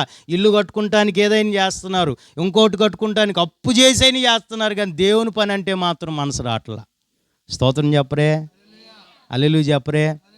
దేవుని పని కొరకు ఎవరైతే నిలబడతారో ఆ అనుభవంలోకి వస్తారో, చేతులెత్తి నా దేవుడు ఆశీర్వదిస్తాడు. స్తోత్రం చెప్తారా? ఈరోజు మేము ఇలా సేవలో ఆశీర్వాదంగా ఉన్నామంటే, మా నాన్నకి సేవలో తినటానికి కూడా లేనప్పుడు ఒక సేవకుడు మందిరం లేక చాలా ఇసుకలో సేవ చేసుకుంటుంటే, మా నాన్న బంగారు చేయిని తాకట్టు పెట్టి తీసుకొచ్చి 17,000 రూపాయలు తీసుకొచ్చి మందిరానికి కప్పు వేయించాడు. ఆయన రేకుల షెడ్ వేయించి, కూలి మేస్తులు కూడా వడ్రంగి మేస్తులు మాకే ఉంటే ఉచితంగా వెళ్ళి వాళ్ళు కప్పు వేసి వచ్చారు. 10,000 రూపాయలు కాంట్రాక్ట్ తీసుకుని వేయాలి లెక్క అయితే వేసి వస్తే వాళ్ళు మమ్మల్ని వదిలేశారు. తర్వాత డబ్బులు ఇవ్వలేదు, అది వేరే విషయం, అది పక్కన పెడితే. ఎంత ఖర్చు పెట్టారు దానికి 100 రెట్లు దేవుడు మాకు కృపనిచ్చి అద్దె గృహంలో బ్రతుకుతున్న మాకు విలువైన గృహాన్ని, ప్రేయర్ హాల్ని దేవుడు ఇచ్చాడు. దేవుని స్తోత్రం చెప్తారా? ఏ కాగితం రాసి ఏ రాజకీయ నాయకుడి దగ్గరికి వెళ్ళా స్తోత్రం చెప్తారా? ఎవరి దగ్గర చేతులు చాపి ఇది కడుతున్నాం అది కడుతున్నాం ఈ సభలు పెడుతున్నాం అని ఏనాడు అడిగింది లేదు. ప్రభు ఆకాశం తెరుస్తాడు, తన పని జరిగిస్తాడు. ఎందుకో తెలుసా? మేము కూడా ఆయన కార్యం అంటే ఎప్పుడు వెనకడుగు వేసిన వాళ్ళం కాదు. స్తోత్రం చెప్పండి. ఈరోజు చాలామంది తమ సొంత కార్యాల కోసం ఎంతైనా తెగిస్తున్నారు, ఎన్ని లక్షలైన. ఇప్పుడు పిల్లల ఫంక్షన్ చూడండి. ఈ తరంలో ఒకప్పుడు మనం అంత చూసేవాళ్ళం కాదు, అన్నప్రాసనలన్నా లేకపోతే ఫస్ట్ బర్త్డేలు అన్న. ఇప్పుడు ఎట్లా జరుగుతున్నాయి అంటే పెళ్ళిళ్ళు కూడా చాలుతాయి వాటికి. స్తోత్రం చెబుతారా? అంత ఘనంగా చేస్తున్నాం. కానీ దేవుని కార్యక్రమానికి మనం మంచి కార్యక్రమం, అది నలుగురిని బ్రాచే కార్యక్రమం. ఇప్పుడు మీరు ఇక్కడ వాక్యం విన్నారా? చాలామంది హృదయాలు దేవుడు బలపరిచారు, ఉజ్జీవపరిచాడు ఆయన. స్తోత్రం. అదే కార్యక్రమానికి ఆయన పూనుకోపోతే మీ హృదయాలుగా ఉజ్జీవించబడేయా, రగిలేయా? స్తోత్రం చెప్పండి. ఆయన ఒక్కడే కాదు, మీరందరూ కూడా ఆ కార్యక్రమానికి పూనుకోవాలి. ఆ స్త్రీ ఆ మంచి కార్యక్రమం కొరకు పూనుకుంది. దేవునికి స్తోత్రం. బెతెన్యా అనుభవం ఏంటంటే, దేవుని మంచి కార్యక్రమం ఏదైనా సరే నేను కూడా మీతో కలుస్తాను సేవకుడా, నేను కూడా ఆ పనిలో పూనుకుంటాననే మనసు నీకు కలిగిద్ది. 4 అనుభవాలు. బెతెన్యా అనగా లోబడుట, బెతెన్యా అనగా పాదాల దగ్గర కూర్చునుట, బెతెన్యా అనగా తగ్గించుకొనుట, బెతెన్యా అనగా దేవుని కొరకు మంచి కార్యముల కొరకు చేయటానికి నిలబడుట. స్తోత్రం చెప్పండి. హల్లెలూయా. దేవుని పని చేసిన వాడిని ఎవరిని విడిచిపెట్టాడు ఆయన. ఆమేన్. దావీదు దేవుని మందిరం కట్టాలి. ఎంతోమంది రాజులు ముందు ఆ సౌలు రాజు అయినా కానీ అతనికి రాని ఆలోచన దావీదుకు వచ్చింది. ఆ టైంలో న్యాయాధిపతులు ఉన్నారు, అలాగనే పెద్ద పెద్ద ప్రవక్తలు ఉన్నారు. వారెవరికి రాని ఆలోచన దేవుడికి వచ్చింది. ఏమన్నా తెలుసా? దేవుని మందసం డేరాలో ఉండకూడదు, నేను రాజనగరంలో ఉంటున్నా, అది కూడా సుందరంగా కట్టబడాలని ఆలోచన వస్తే నువ్వు వద్దు, నీ కొడుకు ద్వారా కట్టిస్తానన్నాడు. దానికోసం నేనెందుకులే అని అనుకోకుండా తన సొంత బంగారాన్ని కూడా తీసి మందిరానికి ఉపయోగించాడంట. ఇప్పటికి తన సింహాసనం స్థిరపరచబడిన దావీదు అంటాడు, నీతిమంతులు విడవబడుటైన వాళ్ళ పిల్లలు భిక్షమెత్తుటైన నేను చూచి ఉండలేదు. ఆమేన్. దేవుని పని చేసిన వారిని, దేవుని పని కొరకు నిలబడిన వారిని, సహకరించిన వారిని నా దేవుడు చేతులెత్తి ఆశీర్వదిస్తాడు. స్తోత్రం చెప్తారా? నాకెందుకులే గిట్టదు అనుకున్నట్టు నువ్వు వెళ్ళిపోయావు అనుకో, నీవు దేవుని ఆశీర్వాదం నీ కుటుంబంలో చూడలేవు. చేతులు జోడించి చెప్తున్నా, ఈ అనుభవంలోనికి నువ్వు రాగలిగితే, ఆ బేతన్య దగ్గరికి నువ్వు వెళ్ళగలిగితే, చేతులెత్తి ఆశీర్వదించడానికి రాత్రి ప్రభు సిద్ధంగానే ఉన్నాడు. అట్టి కృపలోనికి ప్రభు మిమ్మల్ని నడిపించి, నా దేవుడు మిమ్మలను, మీ కుటుంబాలను, మీ సంఘాలను, మీ గ్రామాన్ని నా ప్రభు ఆశీర్వదించునుగాక. ఆశీర్వాదకరంగా నిలబడుదురుగాక, ఆశీర్వాదకరంగా నిలబడుదురుగాక. ప్రతి శాపము కన్నీరు ప్రభు కొట్టివేయునుగాక, దీవెనకరంగా నిలబెట్టి నడిపించునుగాక. ఆమేన్. తల్ల వంచని చిన్న ప్రార్థన చేసుకుందాం. తల్ల వంచని విన్న వాక్యం నిమిత్తమై ఒక్క నిమిషం. ప్రభువా, నీవు నాతో మాట్లాడిన ప్రతి మాటను బట్టి వందనాలు. బెతెన్యా వరకు వారిని తీసుకెళ్ళావు, ముందే ఆశీర్వదించవచ్చుగా. బెతెన్యా అనుభవం మాలోకి వస్తే నువ్వు ఆశీర్వదిస్తావు నాయన. ఈరోజు ఆశీర్వాదం కావాలి, భౌతికంగా ఆత్మీయంగా అనుకుంటున్నాం, కానీ అసలైన ఆశీర్వాదం హృదయంలో సమాధానమే అని మీరు మాతో మాట్లాడారు. ఇక్కడ ఎంతోమందికి తినటానికి ఉంది, ఉండటానికి ఉంది, కట్టుకుంటానికి ఉంది, అన్నీ బాగున్నాయి, కానీ హృదయంలో నెమ్మది లేదు ప్రభువా. ఆ నెమ్మది అసలైన ఆశీర్వాదం. నువ్వు అన్నావు, నా శాంతిని, నా సమాధానాన్ని ఇస్తానన్నావు. ప్రభువా, నీకు వందనాలయ్యా. ప్రభువా, మీకు స్తోత్రమయ్యా. ఒక్క నిమిషం ఎవరు కదలొద్దు, ఒక్క నిమిషం. ఇంతవరకు ప్రభు మీతో మాట్లాడారు. మీరు కళ్ళు మూసి ఒక్క నిమిషం ప్రభుతో చెప్పుకోండి. ఇక్కడ నుంచి బేతేన్య అనుభవంలోనికి నేను వస్తానయ్యా. నువ్వు చేతులెత్తి నన్ను, నా కుటుంబాన్ని దీవించయ్యా, నా గ్రామాన్ని దీవించయ్యా, నా సంఘాన్ని దీవించు నాయన, మా ప్రాంతాన్ని, మా గ్రామాన్ని దీవించు నాయన. శాపగ్రస్తంలో ఎవరు ఉండకూడదు నాయన, కన్నీళ్ళలో ఎవరు ఉండకూడదు నాయన. ప్రభువా, నీవిచ్చిన ఆశీర్వాదం ఎన్నటికి ఆశీర్వాదమే నాయన. మా కష్టం వలన అది ఎక్కువ కాదు నాయన. కృపివయ్యా. ఆయన ఆశీర్వదించడానికి రాత్రి ఇక్కడే సిద్ధంగా ఉన్నాడు. ఎవరిని ఆశీర్వదిస్తాడో? లోబడే వారిని. ఎవరిని ఆశీర్వదిస్తాడు? ఆయన పాదాల దగ్గర రోజులు గడిపేవారిని. ఎవరిని ఆశీర్వదిస్తారు? తగ్గించుకున్న వారిని. ఎవరిని ఆశీర్వదిస్తారు? ఆయన కార్యముల నిమిత్తమై పూనుకునేవారిని. ప్రభువా, నేను అలా నిలబడతాను ప్రభువా. స్తోత్రమయ్యా అంటూ కళ్ళు మూసుకుని ప్రార్థన చేసుకుందాం. యేసయ్యా, మీకు స్తోత్రమయ్యా. మహాపరిశుద్ధుడైన తండ్రి, ప్రేమ కలిగిన దేవా, వందనాలు. ఇంతవరకు నాతో, నీ పిల్లలతో మాట్లాడిన ప్రతి మాటకై వందనాలయ్యా. దేవా, ఏ సమస్యలతో ఇక్కడికి వచ్చారో నాకు తెలియదు ప్రభువా. ఏ హృదయ వేదన కలవరంతో ఇక్కడికి వచ్చారో తెలియదు ప్రభువా. నీ మాటలే మాకు ఆధారం నాయన. నీ మాటలే మమ్మల్ని బ్రతికిస్తే నాయన. కన్నీటిలో అయ్యా, బాధలో అయ్యా, ఓదార్పు లేక ఇక్కడికి వచ్చిన వారిని నీ మాటల ద్వారా దర్శించేవారిని నమ్మి స్తుతిస్తున్నాను ప్రభువా. అయ్యా, ఎవరైతే అయ్యా అసమాధానముతో, శాపములో అయ్యా మునిగి ఉన్నారు నాయన, ఈ రాత్రిని వారిని దర్శించుదువుగాక నాయన. వారిని నిశ్చయంగా చేతులెత్తి ఆశీర్వదించుదువుగాక నాయన. నీ సేవకుడిగా నేను కూడా చేతులెత్తి ప్రార్థిస్తున్నానయ్యా. తీర్మానంలోకి వచ్చిన నీ బిడ్డలు అయ్యా, బెతన్య అనుభవంలో బ్రతుకుతామని, లోబడతామని, తగ్గించుకుంటామని, ఇక నుంచి నీ పాదాల దగ్గర ప్రార్థనలో గడుపుతామని, అయ్యా నీ పని కొరకు పూనుకుంటామని ఎవరైతే తీర్మానంలోకి వచ్చారో ప్రభువా, నిశ్చయముగా ఈ రాత్రి వారిని దీవించుదువుగాక నాయన. వారి శాపము కాడి విరగగొట్టబడునుగాక నాయన. కృప సమృద్ధిగా మీరు దయచేయండి. వచ్చిన ప్రతి బిడ్డ మీద నీ కనుదృష్టి, నీ హస్తం ఉంచినందుకై వందనాలు నాయన. ఈ పరిచయం చేస్తున్న సేవకుని, కుటుంబాన్ని, సంఘాన్ని అయ్యా మీరు దీవించండి. ఇక్కడ వచ్చిన ఇస్సాకు పాస్టర్ గారి వారి సంఘాన్ని కూడా మీరు దీవించండి. నన్ను నాకు ఇచ్చిన పరిచర్ని అంతటిని దీవించండి. ఈ గ్రామం అంతా దీవించబడును గాక నాయన, రక్షించబడును గాక నాయన. అయ్యా, నీ ఎదుట మోకరించును గాక నాయన, నిన్ను స్తుతించును గాక నాయన. సహాయం చేసి బలపరిచి నడిపించండి. నీ రాకడ ఆలస్యమైతే ఎందుకంటే ఘనంగా స్తుతించినట్లు సహాయం చేయమని ఈ వాక్యం నీ బిడ్డల హృదయంలో 30 అంతలు కాదు, 60 అంతలు కాదు, 100 అంతలుగానే ఫలించునుగాక నాయన. శత్రువు ఎత్తివేళ్ళిపోకుండా నాయన అవి నాటి నీరు పోసి వృద్ధిలోనికి నడిపించి బహుగా మీరు ఆస్వాదించేయమని యేసు నామములో అడిగి పొందుకున్నాము తండ్రి. ఆమేన్. అందరికీ వందనాలు. సమయం ఇచ్చిన దైవజనులకు వందనాలు.